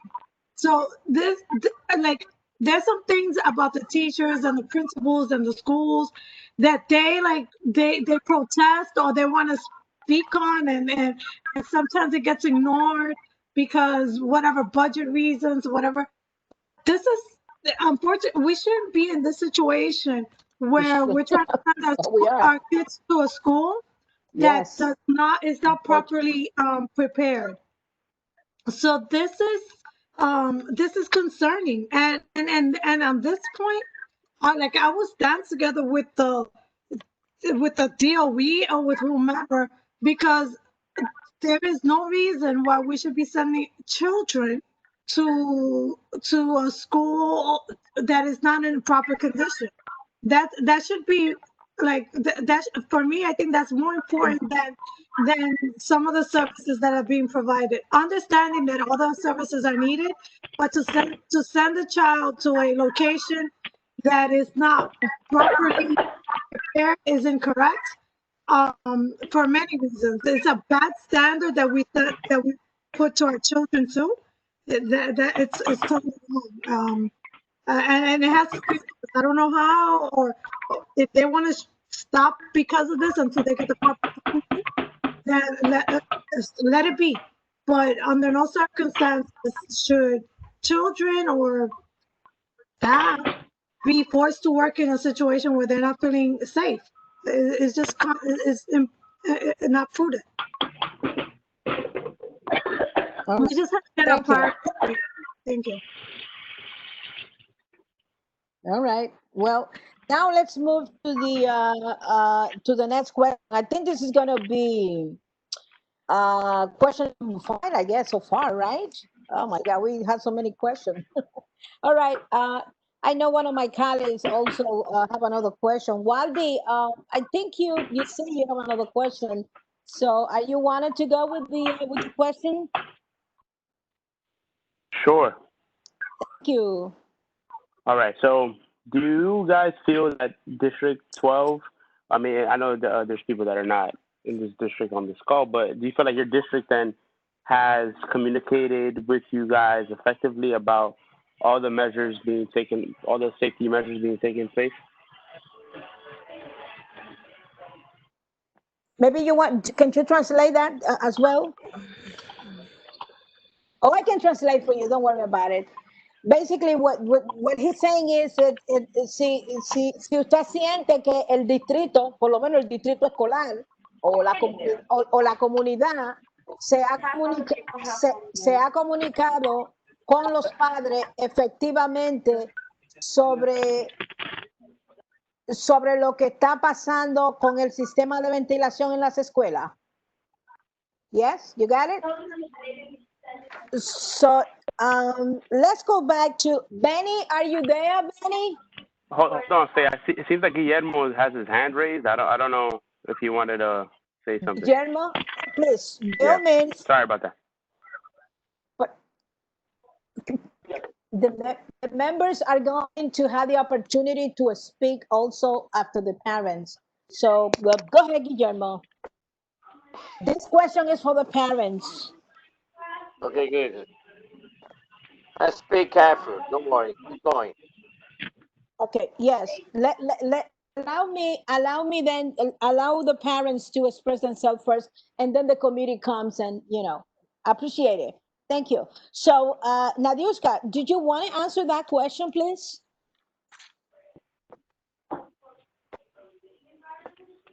Yeah, my opinion on that is that I think they're trying, because I think the DOE is trying, but then it gets convoluted with the misinformation or the contradictory information from the politicians. That's including de Blasio and and to a certain extent the Carranza guy. What's frustrating as a parent is the miscommunication. Today, we heard the mayor saying something at 8 o'clock in the morning or whatever in the morning, and then you have the UFT saying something else in the afternoon. And that's frustrating, and that doesn't give any comfort to a parent.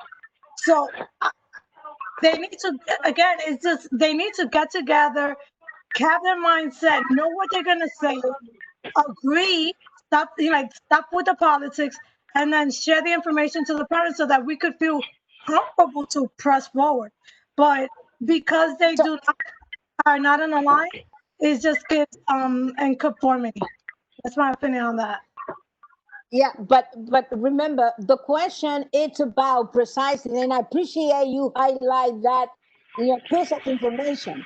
But what we wanted to know, or what Aldi had just asked, is if you feel that this district, meaning the how should I say, the office of the superintendent, who is the office that represents the entire school district, if you feel that they had if you feel that his office has communicated with parents effectively about what was taking place with the school ventilation system. This is in your case because you live in Washington Heights, but for Lee, for Lisandra Medina, it will be her district. How her district communicated, effectively. So this is what this question is about. And I appreciate you extended to the mayor as well. Yes. Yeah. So I think I still stand with what I said before, is that yes, you could get information from the district. Yeah, I'm in Washington Heights, but it causes frustration when it's contradicted by the mayor's office, by the UFP. It's very discomforting. So you could communicate. You could tell me one thing, but if immediately after I'm getting contradicting information, it doesn't give any comfort. So that's why I said these leaders, they know their leaders. They have to get on the same page. Whatever it is, even if it's a good thing or a bad thing, they need to get it together. And that's the only way, I believe, that parents could get it together so they can help the child move forward. Because understanding that it's a stressful situation, we're trying, it seems to me that they're working independently, ignorantly, and that's not good. So that's my piece on that. That makes sense. Okay, no, absolutely. Now I see that you basically link one office with the other. No, I understand. You have a valid point, and thank you for the clarification as well. So, Lee, can you also, if you feel, to join, to answer that question, please feel free to share whatever you would like to share with us. With each district that my children are in, the schools are doing the best that they can to communicate information. However, I am going to have to agree with the previous speaker in regards to, the bureaucratic mess. And, excuse my language, this has turned into a pissing contest because it's an election year. And yes. We're going to be sending by email. Ali, excuse me, Ali, can you mute yourself, please? Thank you. Yes, Lee, go ahead. No, it's fine. So they're not on one accord. There is no unity and there is no final plan. It's kind of like, they're hoping for the best, and that's nice, but as a realist, there has to be contingency plans, and they're kind of winging it, and it shows. And it's poor leadership. It's a poor leadership, yes. Well, thank you. Well, take note, guys, because this is important. So what about Elisa, you wanna share your thought on that? How the district, have responded to this? I mean, I agree with Nadia and with Lee. The problem is that as much as you guys try, as much as District 12 gives us information, which they do, if we separate just the fact, does the district provide us with enough information? Yes. The problem is that sometimes that information is absolutely and 100% contradicted a couple of hours later. So the problem is that nobody seems to be on the same page, and we get different information from different sources. So yes, District 12 has sent out a lot of different information, flyers, things. Yes, they have. But what's the point of District 12 working so hard to keep us, the parents, in the loop when you guys tell us, like, for example, we were told that on the 21st, the children would be returning to school, that on the 11th, the children would be returning to school. First, it was September 11th. And the 36 schools within the district of District 12 alone had inspectors go out to inspect the ventilation systems. That was great information. What happened? Literally a couple of hours the same day that District 12 gave us this information, it was completely dismissed, saying that that the city didn't have enough inspectors, that a lot of the schools are not going to be up into where they're supposed to be, and then now we got to move everything up to the 21st. So it's like, yes, District 12 does provide a lot of information, but some of that information is wrong. Not because of the district, but simply because it's not the Board of Education is not communicating everything either. You guys can only do so much. District 12 can only give us so much information and do so much. It really is up to the Board of Education and the state to do its job. And I feel like the Department of Education, there's things that should have been done way before Corona, way before this pandemic even hit. There are things that should have been in place, ventilation systems, in case children get sick, the curriculum itself, in case there's an emergency, the remote learning. Remote learning is not something new. Remote learning is something that the Department of Education has always provided. It's just that they don't, because nobody ever asked for it, they never maintained it. So they have no kind of contingency plan to what to do when a certain amount of students need remote learning, which is why we're in the situation we are in. So it's like some things have to be done by the Department of Education, which I feel is completely unreliable. But like District 12, yeah, District 12 has been on point, trying as hard as it can to give out the information they get as they are receiving it. The fact that it's misinformation is not District 12's fault. It's whoever's feeding the information and they're feeding it late, or they're getting the information in late. That's not your fault. You give us what you have, and that's all you can really do. And at this point, I'm gonna be honest, and I'm gonna say something completely off the grid. Would the kids really be in such a bad situation if we just close the schools down for the next 6 months, 8 months until this is over? No, I don't think the kids are gonna be any less educated if they miss a year of school. I think that they can catch up, especially the little ones. We know lots of college students that take a year off of school so that they have a year to breathe. At this point, I don't think that if shutting down the schools and just shutting everything down for 6 months is really going to make that much of a horrible difference to any of the children. I feel like a 6 months to a year vacation, intermission, however you want to call it, is not going to do that much damage, especially when they're younger. I feel like just pretend like they got left back 1 year, and that's it. And let's move forward when it is safe to do that. I don't understand which is the fun for the kids to get back to school when it's not safe. Well, and thank you for you may have a valid point in your own opinion, but I also would like to add that provided the parents, in the absence that let's say that the department would not provide it, then let's say that they close the school for the entire years. So I think that if that's something that we would have to face, parents will have to take the lead and take the lead and make sure that they provide, whatever lesson or classes, or should be some kind of arrangement in which the parents will serve as the teachers. Because granted, you may feel that they may not going to miss everything or much, but I think that in such a case, the parents should actually take the lead on that, because then the kids can get very comfy, and the idea that they don't have to go to school and that it's not necessary, which in reality is not the case. But if something like that were to happen,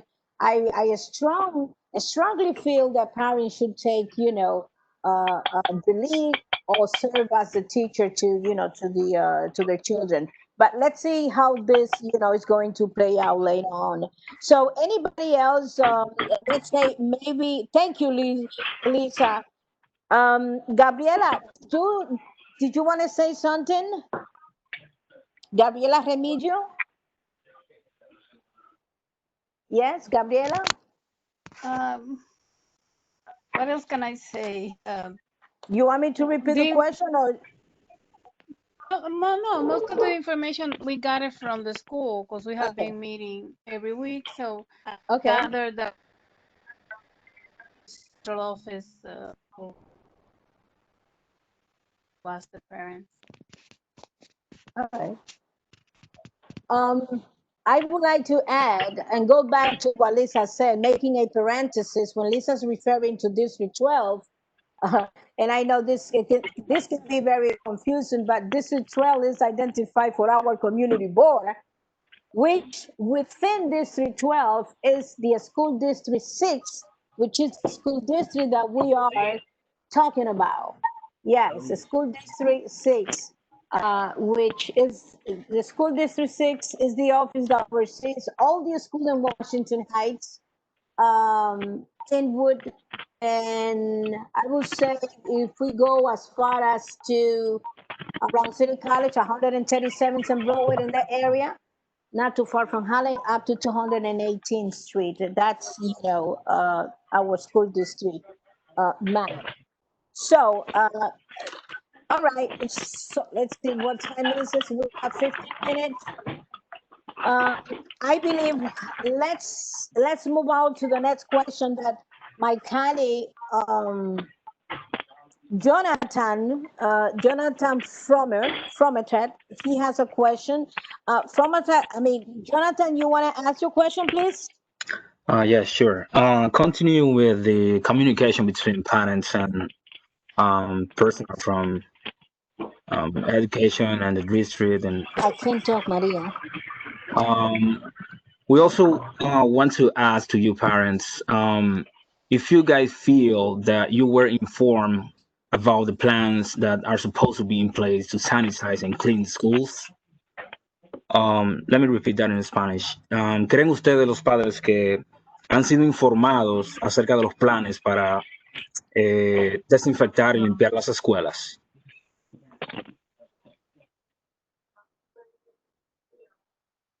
Okay. Let's see. Nadiuska, you want to jump into that question? I'll pass on this one because that goes together with the ventilation.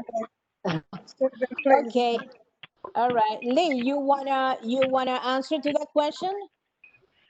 Yes, I think I answered it with along with the ventilation issue with regards to sanitation.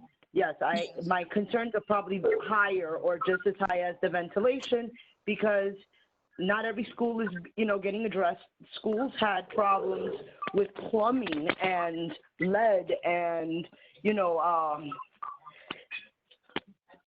hygiene and sanitation. Some schools couldn't even afford to get soap, and parents had to provide soap, toilet paper, etc.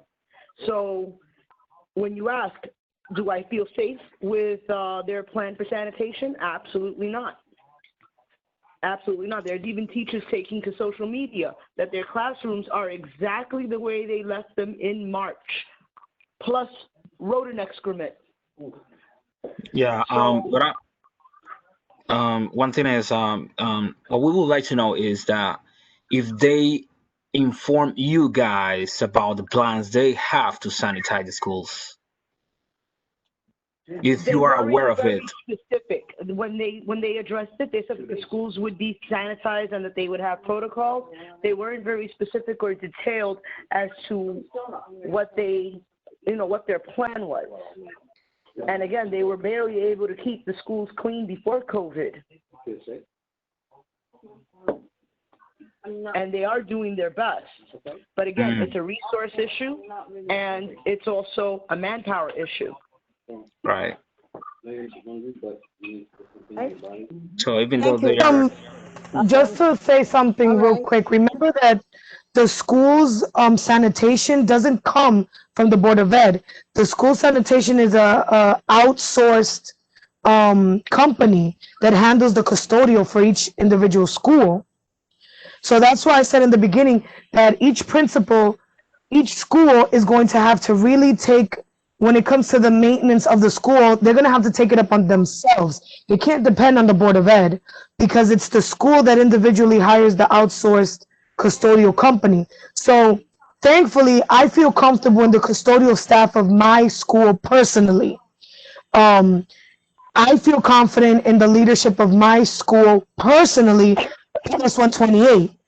But I can't say the same for any other school. For example, my son is in high school at Martin Luther King Junior High, and they already called me and told me he's not going to be doing in-classes learning. For the rest of the year, they're going to be remote because their ventilation system is not up to date and it failed. So Martin Luther King Junior High School will not be having in-school learning because they did not pass. So he's going to do all remote learning until December, and that's what the school's principal notified us of.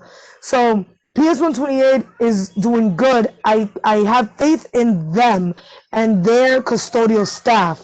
So I feel like at this point, every school, you're going to have to think about your specific school. Is your specific school doing everything that they can to keep your child safe? Regardless of what the Department of Education wants, are they doing everything that they can? Because it's at the end of the day, it really looks like it's going to come down to the school individually. They're going to have to provide.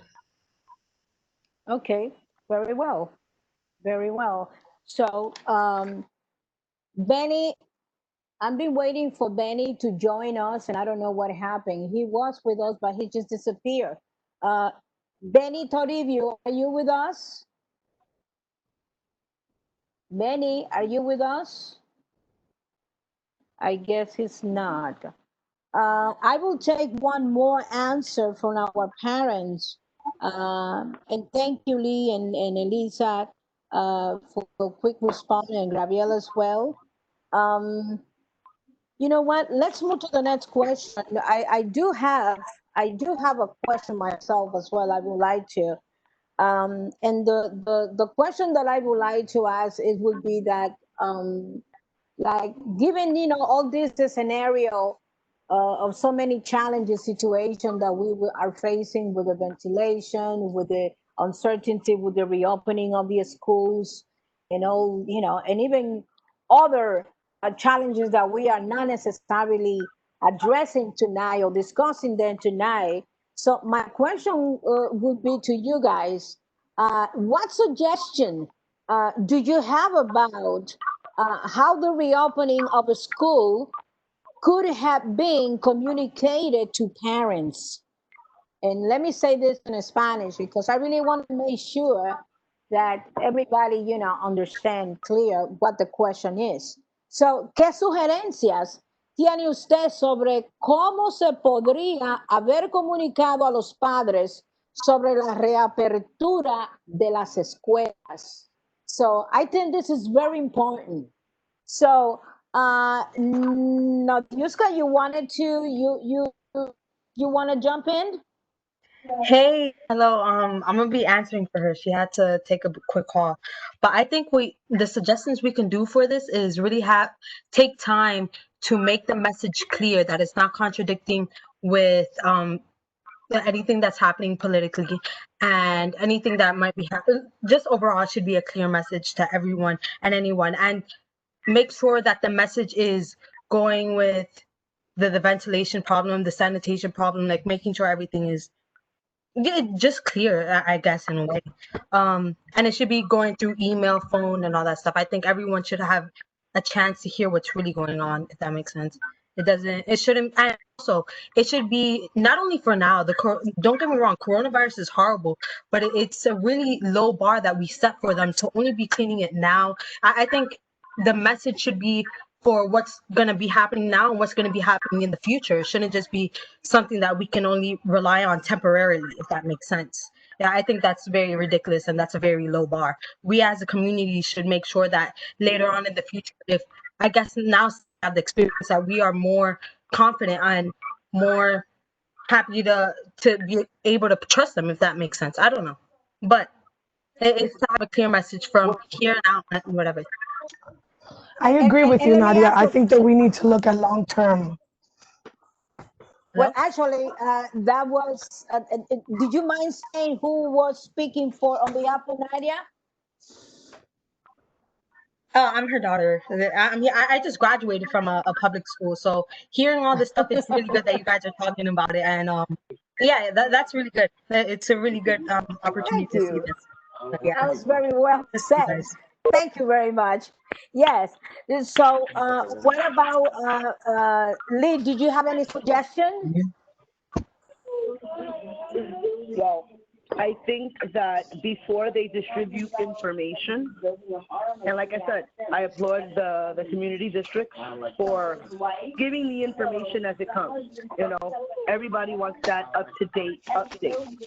However, until they can agree on a contingency plan, Contingency plan, yes. they have backup plans, and they provide support not only to schools that are reopening, but to parents who are homeschooling and educators who are teaching virtually, especially if they have their own children. They should probably wait until the plan is consolidated and that they are all in one accord. So the question would be, is everybody all in one accord? All three branches of government? The answer is no. Therefore, since nobody is all on one accord, we shouldn't put the kids at risk, or the educators, or the staff or contractors that are going to come into contact on a daily basis. Okay. Well, thank you. Let's see who else. Benny, it's Benny with us. We're still missing him. I'm just waiting for him. He's supposed to be with us. I don't know what happened. All right. He was on the call earlier, but he's no longer on the call because his name is not even appearing on the list. Maybe he had internet issues and he got bumped out, but he didn't rejoin the meeting. He's not on the list, Faye. Appreciate it. Thank you, Paola. You're All welcome. right. Thank you. Lisa, is there anything that you wanted to say? Any Yeah. suggestions? Well, I agree with Nadia's daughter. I feel like this is a learning opportunity, and anything that we put in place now should be something that should be long term. Not only for COVID, we know that COVID can come back. We know that there's flu season. We know that kids get sick at a certain time more than others. We should have contingency plans in place for the long term. In case there's an emergency, the school should be able to go from in-school learning to remote learning like that, because they should be in place already. They should already be ready for an emergency. And I feel like we were just not ready. The schools were not ready.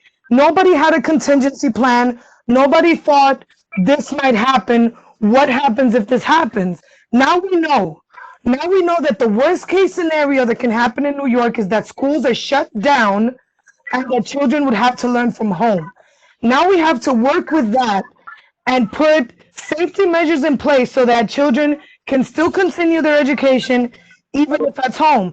Now all we have to do is what the school should do is fix that, perfect that. Not only perfect, not perfect it, but functional. Make it functional. Work on the remote learning. We know that in school learning, they already have that curriculum packed down. They already know what happens when kids go to school. Now they should concentrate on how do we fix this so that it's realistically functional for families and for children. Let's work towards that. Let's have more customer service. Let's have a family welcome center for devices, because not everybody knows how to work a device. Let's have a welcome family center that deals with devices. Let's have more bilingual people, and let's have someone checking up on these families. I haven't received a call since March from anybody besides my actual school, my principal and my vice principal. I haven't received a call from anybody from the Department of Ed checking on how I'm doing with the kids, how my remote learning is doing. I have a daughter that has speech therapy. Nobody called me to find out how she was doing, how the remote learning is doing, how the speech therapy is going. So it's like there should be also people that go out to people's houses if they need to help them with the devices, to help them with curriculum. People that speak multiple language. I have friends that are Muslim that speak Arabic. They just got here. They don't know what's going on. They don't know that much English. It's not only Spanish. It's Arabic. It's many different languages.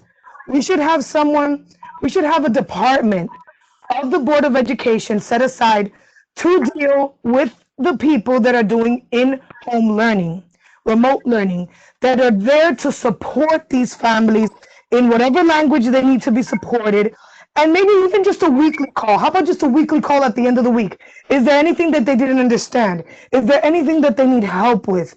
You know, just show that you care. I was going to say something bad. Show that you care, that you give, you know, that you want to help, that you're invested in this, that you want to see your city and your kids be educated and do better. I just see that nobody really cares. Everybody's just going through the motions and doing the bare minimum so that they can just literally just the bare minimum, federal level bare minimum. That's it. No, come on, this is New York. We got to go above and beyond. That's your motto. So we got to go above and beyond for our children. Yeah. Thank you. Thank you, Lisa. All right, we have few more minutes, and before we move to the next section, and I wanna definitely encourage you guys that in the remaining time that we have for our meeting, if you can think of any other recommendation, so just let us know. Um, I also wanted to share something, making a parenthesis that from time to time you will see that my tone has changed because it's so much noise where I am right now. And sometimes I also have to bend my head to really check on the message that some of my colleagues or folks, send me texts. So I don't want this to be or look as a distraction. No, it's not. I'm really looking at you and I'm really listening to you, but because of this situation, I have to be looking the phone and so forth and reading materials as well. So yes, I want to thank you guys for all the responses that you have provided and for volunteers, to speak in our meeting. But this is not over yet. So I would like to again encourage you if there is any idea that you come up with before the meeting is over, just feel free to say so. Raise your hand or interrupt me, softly. So I will gravitate to you and allow you to speak.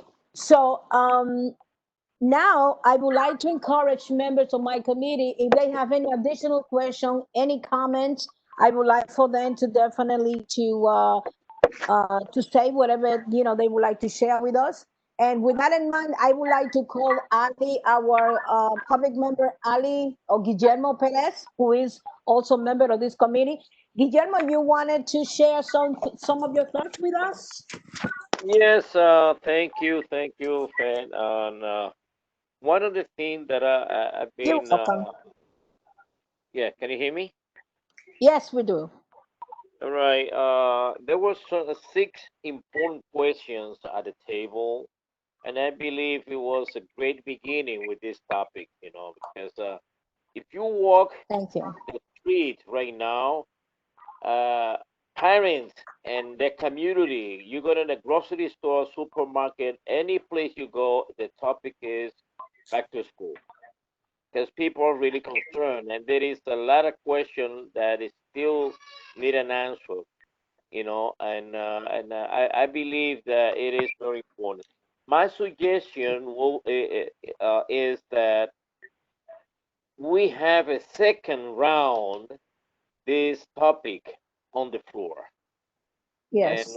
I will make that suggestion. And Oh, yes.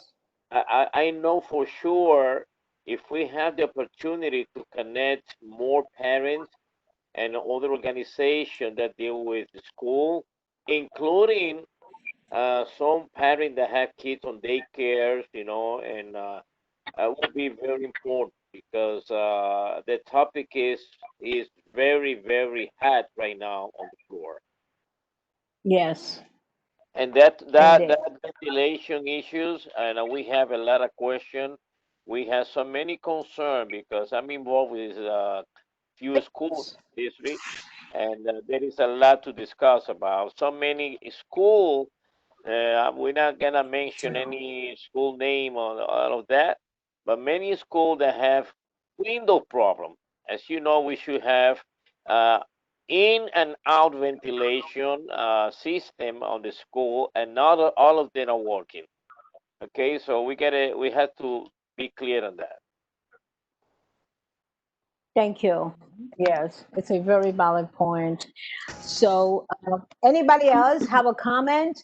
I wish I can see faces, but everybody, for some reason, they don't want to show their faces.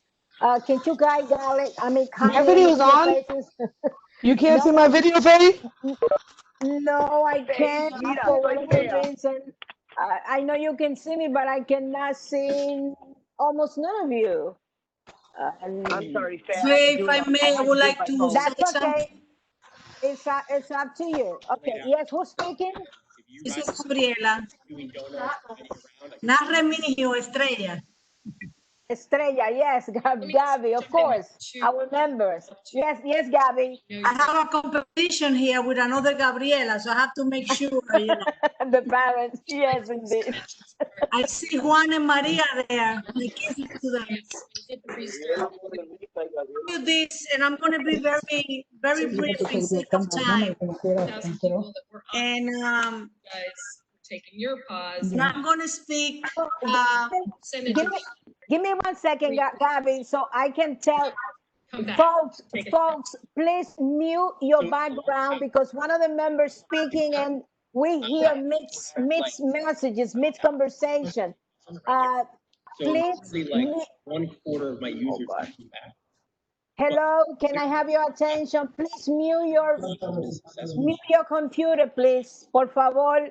The right user. Silenciar su computadora, que no podemos oír lo que se está conversando, por favor. So Yes, Gabby. I've lost a lot of users. Somebody is talking. I don't know who it is, but anyway. A better service. Yeah. So, What's your lifetime suspension number at this point? Definitely. Maria, can you mute your phone, please, Maria? Thank you. Okay, so I'm going to be brief it's okay. Go for ahead, the sake of time. So, you know, I am very very concerned as you are, even though my son is already 22. Reference to getting But as a parent, as a proud parent of a public education So the Department kid, of Education, Commissioner. I really know what you're going through in terms of the concern with your children. Unfortunately, this pandemic has, you know, complicated everything. And the resources that we have, we as a board, as a committee, is very limited. Other than listen and in each of everyone's way, try to help all of you. I just want you to know that you are not alone in this. Unfortunately, some of us would like to do more, but I guess we can probably motivate others to do what they have to do. And I know that we have a great leadership in this team. Fe, Maria Luna, which is a living legend here, Guillermo Ali Perez also, and the rest of my colleagues. And, you know, there's nothing more sacred than your child. That's as simple as it is. Yes. Even though sometimes children are just numbers, well, you know, not for us. You know, these are our children. And you know, I commend all the mothers and fathers that are doing so much to make sure that the kids are safe in going through all these many difficulties. And for those parents, mothers that have special ed kids with IEPs, believe me, I'm with you. And I again, I commend all of you for your determination of fighting until the last end to make sure that your kids are safe. So again, I'm speaking more as a mother than anything else, but as a member of this committee, the community board, I want you to understand that we have very limited resources, influence, but I think each one of us have some sort of kind of ways to try to see if we can be more helpful. So Thank you. Thank you, Gabby. Thank you. I'm sure that definitely you're not alone on this, and I can concur enough with you in this in your statement. Absolutely. Although I finished, with my children, they already grown up, but I still have my grandson, and I have my nephews that they go to public school. Some of them, and I can really understand the frustration of our parents. And like Ali or Guillermo said, I think that this is just the first conversation we are having to address the problem, address in a way that in which we can listen to what the parents have to say, learn from their frustration, learn from their testimony, their experiences, and so forth. But I think that since next week is when the big day, let's call it like that, the big day is approaching when where student is going back to school, those who are going, to be inside the buildings, or those who choose to be learning or receiving virtual or remote learning. So whichever, we need to find out exactly how the DOE is going to, how far the DOE is going to deliver, their promise, because I personally, I am not really sure that everything is going to be delivered as they are, they have promised. I really not, I'm not sure about that. And I'm really very, very worried about that. So let's see what is going to happen. And I would like to consider later on to have a resolution after we learn more about the facts and find out whether or not DOE is going to fulfill their promise. But we need to educate ourselves and gather more facts about, how this is going to play out. In regards to the ventilation problems, I wanted to say that all of the solution basically, according to some of the reading of research that I came across, it says that the proper ventilation has been considered as an important means to prevent, control the spread of the virus, and also what they are saying is that schools with the proper all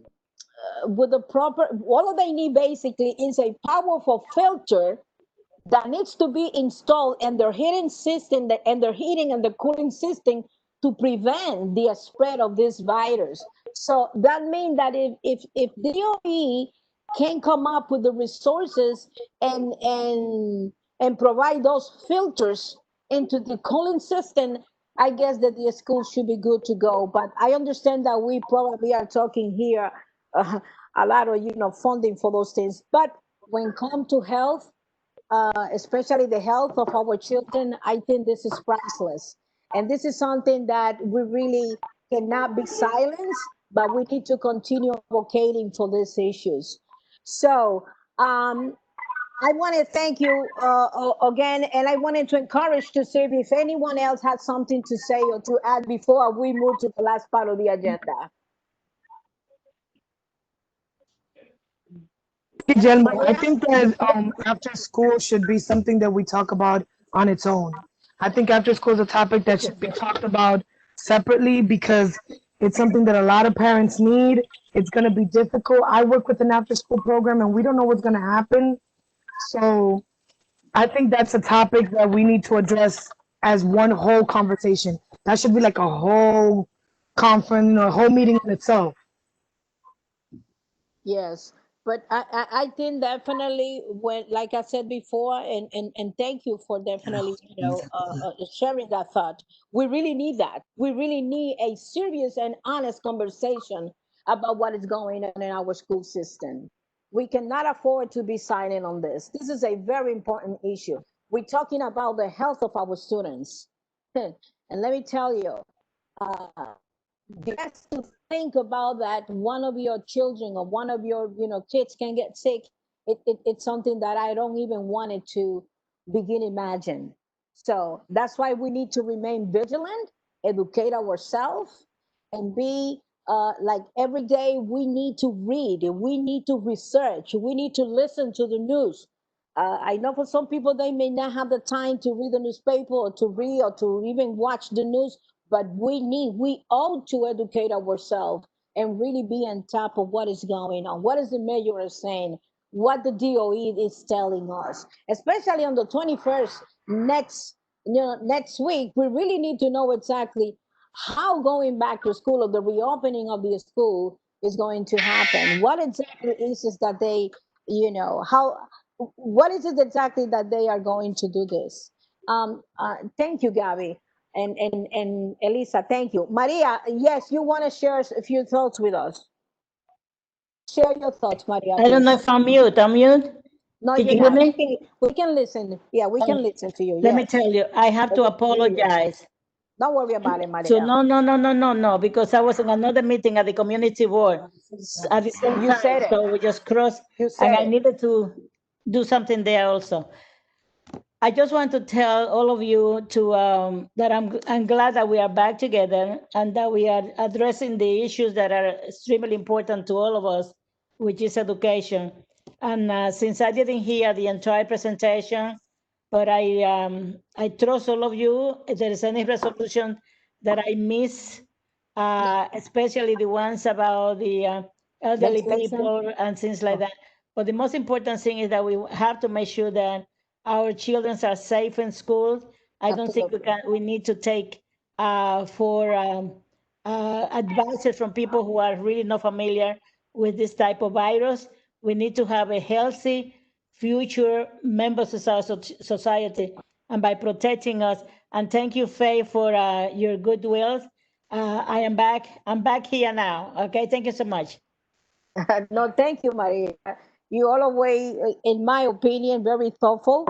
And I truly appreciate your thoughts, your opinions, and of course, and the way you express yourself and your caring, for our student. I really appreciate it.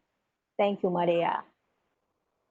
Anybody else want to say anything else? Want to add any comment? Yes. And Yes, this can you is hear me? yes, Lee. Yes. Yes, Lisandra, go ahead. Okay, I apologize. No, don't worry I've about been it. Just okay, I was having networking issues with my Don't phone, worry. so that's why there's no video. But Don't worry about it. I'm gonna say this: for as long as I've been a parent, especially a parent of special needs children, Yes. after school, yes, it should be discussed on its own. Simply because the after school has always been a scarce resource, even before COVID. Adequate after school programming and extracurriculars, so that parents are able to work and kids are able to get the help that they need after school. This needs to be addressed separately, but I will say this: COVID has now exposed or brought more problems to the surface that we were having before. Yes. Some people didn't think it was this bad, when in actuality, it's been this bad for a very long time. And we're realizing it now because we're in this pandemic. Absolutely. Yes. Thank you, Lee. Thank you. No problem. So anybody else? I would like to say that. I'm sorry. No, go ahead. Who's this? Nadia. Yes. Nadia, Okay. could I go? Go ahead. Nadia, go ahead. Okay, so Yeah, I'm in agreement with the person that spoke, because Lee. It seems that this pandemic did uncover something that should have been addressed way before, and that is so true. And I just want to emphasize, because I know I mentioned it earlier, but is that the leaders, whoever these leaders are, they need to address, or they need to step up to the plate, and they need to work together, and so that they could convey assurance to the parents, to the children, to everybody else that's impacted. Because the more that they contradict each other, the more that they're not on the same page and they're speaking publicly, just causes us. And let it be the DOE that has to humble themselves, or let it be the political leaders that have to humble themselves, or let it be that they have to sit with the press so that they could say one thing, or be on the same line. Is something that needs to be done, because this confusion is it's going to be catastrophic, you could say, to the well-being of the children and the parents that have to deal with this situation for the next couple of months and maybe years. So I don't know how Thank to you. hold them accountable, but I think we have to force them to do that. That's it. Wonderful. Thank you. All right.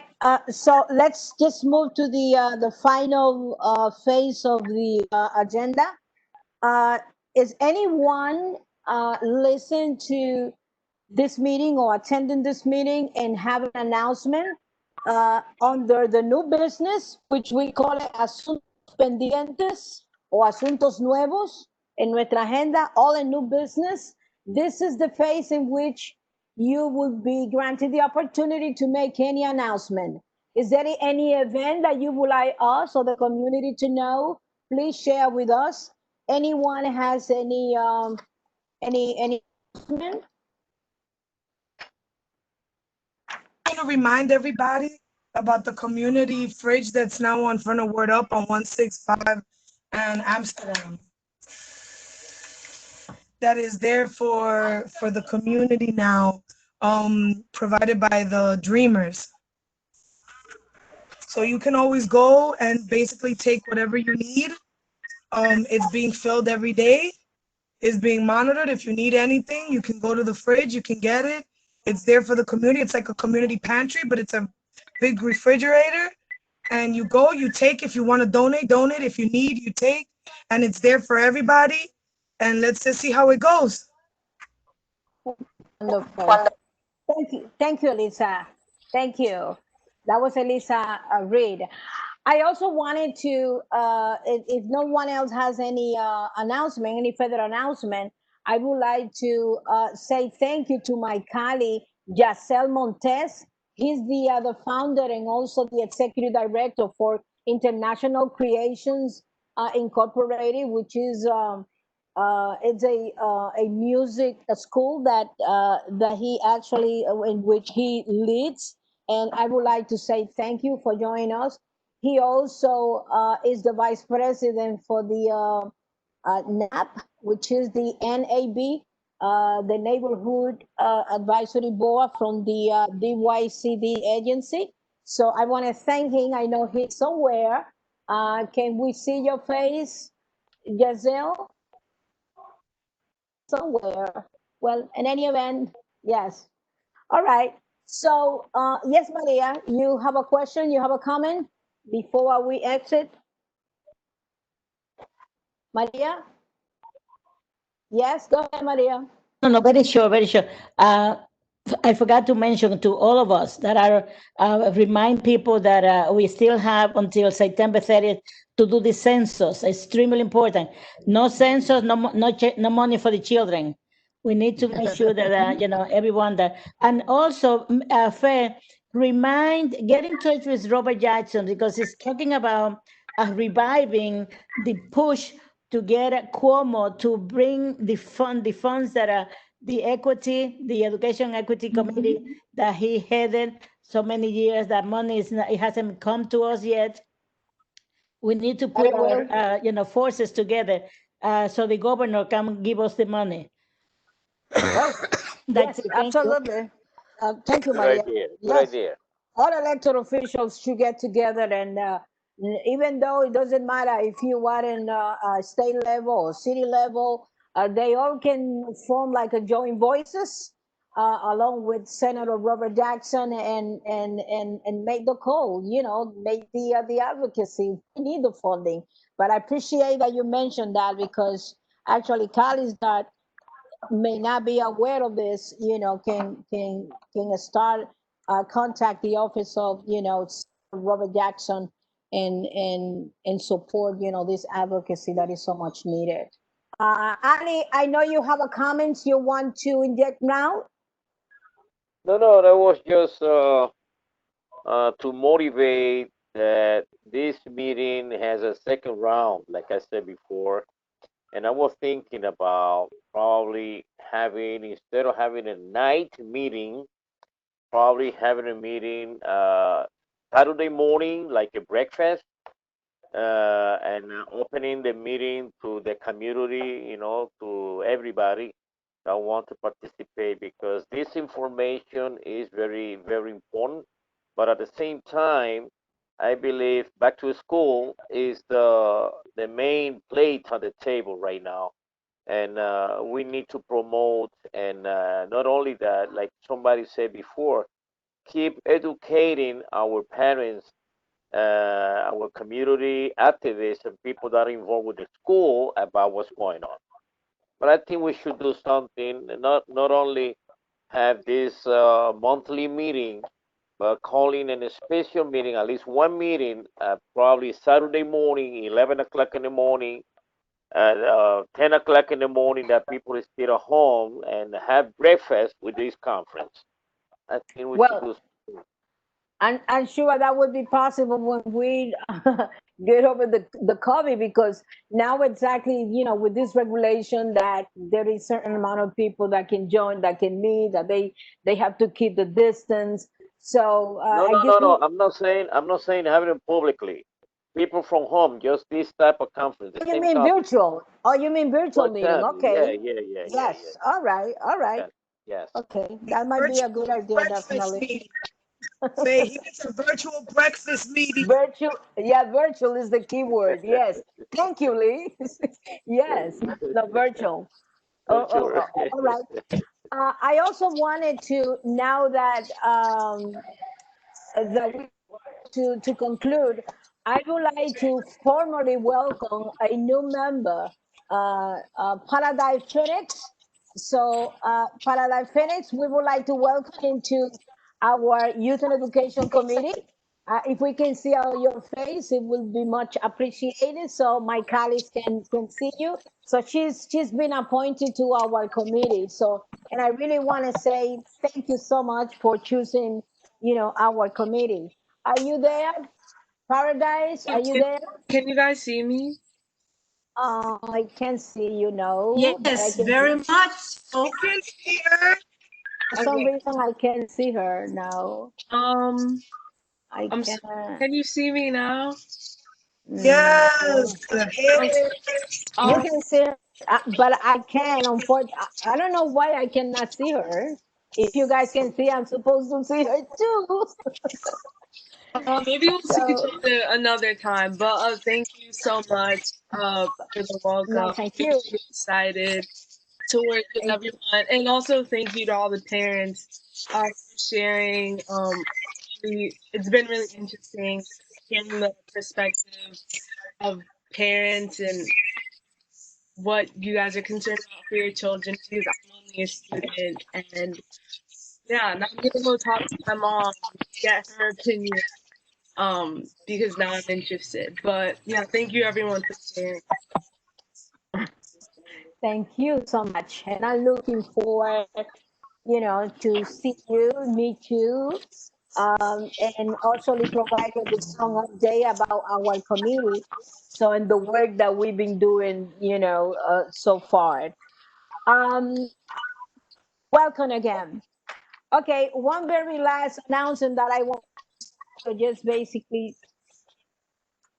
just to keep you informed. As you know, the Youth and Education Committee, it was supposed to be celebrating our youth and police building bridges this year, but unfortunately, because of the pandemic and the climate, it has killed basically the idea and everything on our celebration. So we're still thinking how exactly we are going to continue with this initiative. Back in March, early March, a week before the pandemic started, we had a planning committee meeting with the 34 community, 34 precinct, the 34 and the 33rd, 34 precinct, and also community affair folks.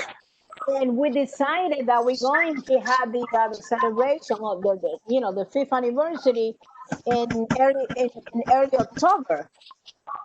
But I guess that October is around the corner, and again, because of the situation, I guess that we have to think of other ways in which we're going to approach or celebrate, our fifth anniversary. So far this year, I am not sure what direction or which decision we are going to be taking, in regards to the youth and police building bridges.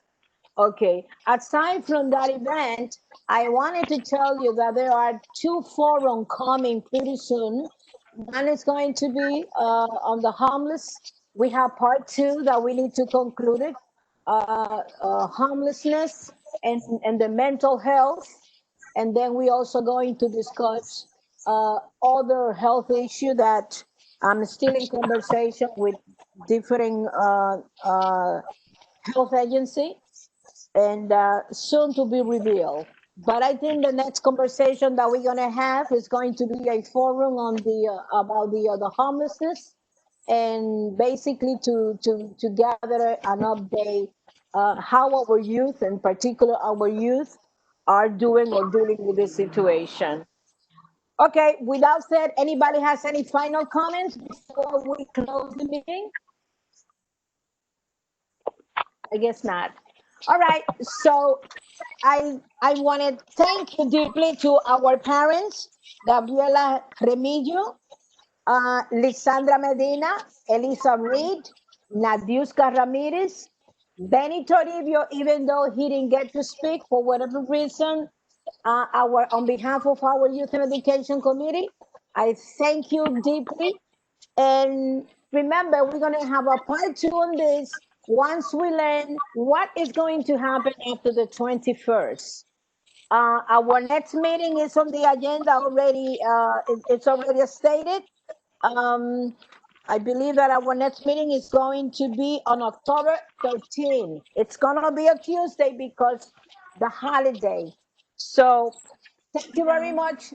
You know how to get in contact with me, but rest sure that I deeply appreciate your time, your wisdom, your experience, and your opinions. Thank you all, and you have a great now ahead of you. Thank you, Kalis. Have a good night. Bye-bye. Thank you for having us. Good night. Thank you for having us. Thank you. We'll be in touch. Good night, everyone. Okay. Good night. Thanks, Maria. Thank you, Kalis. Thank you, Dia. Thank you, Kalis. Bye.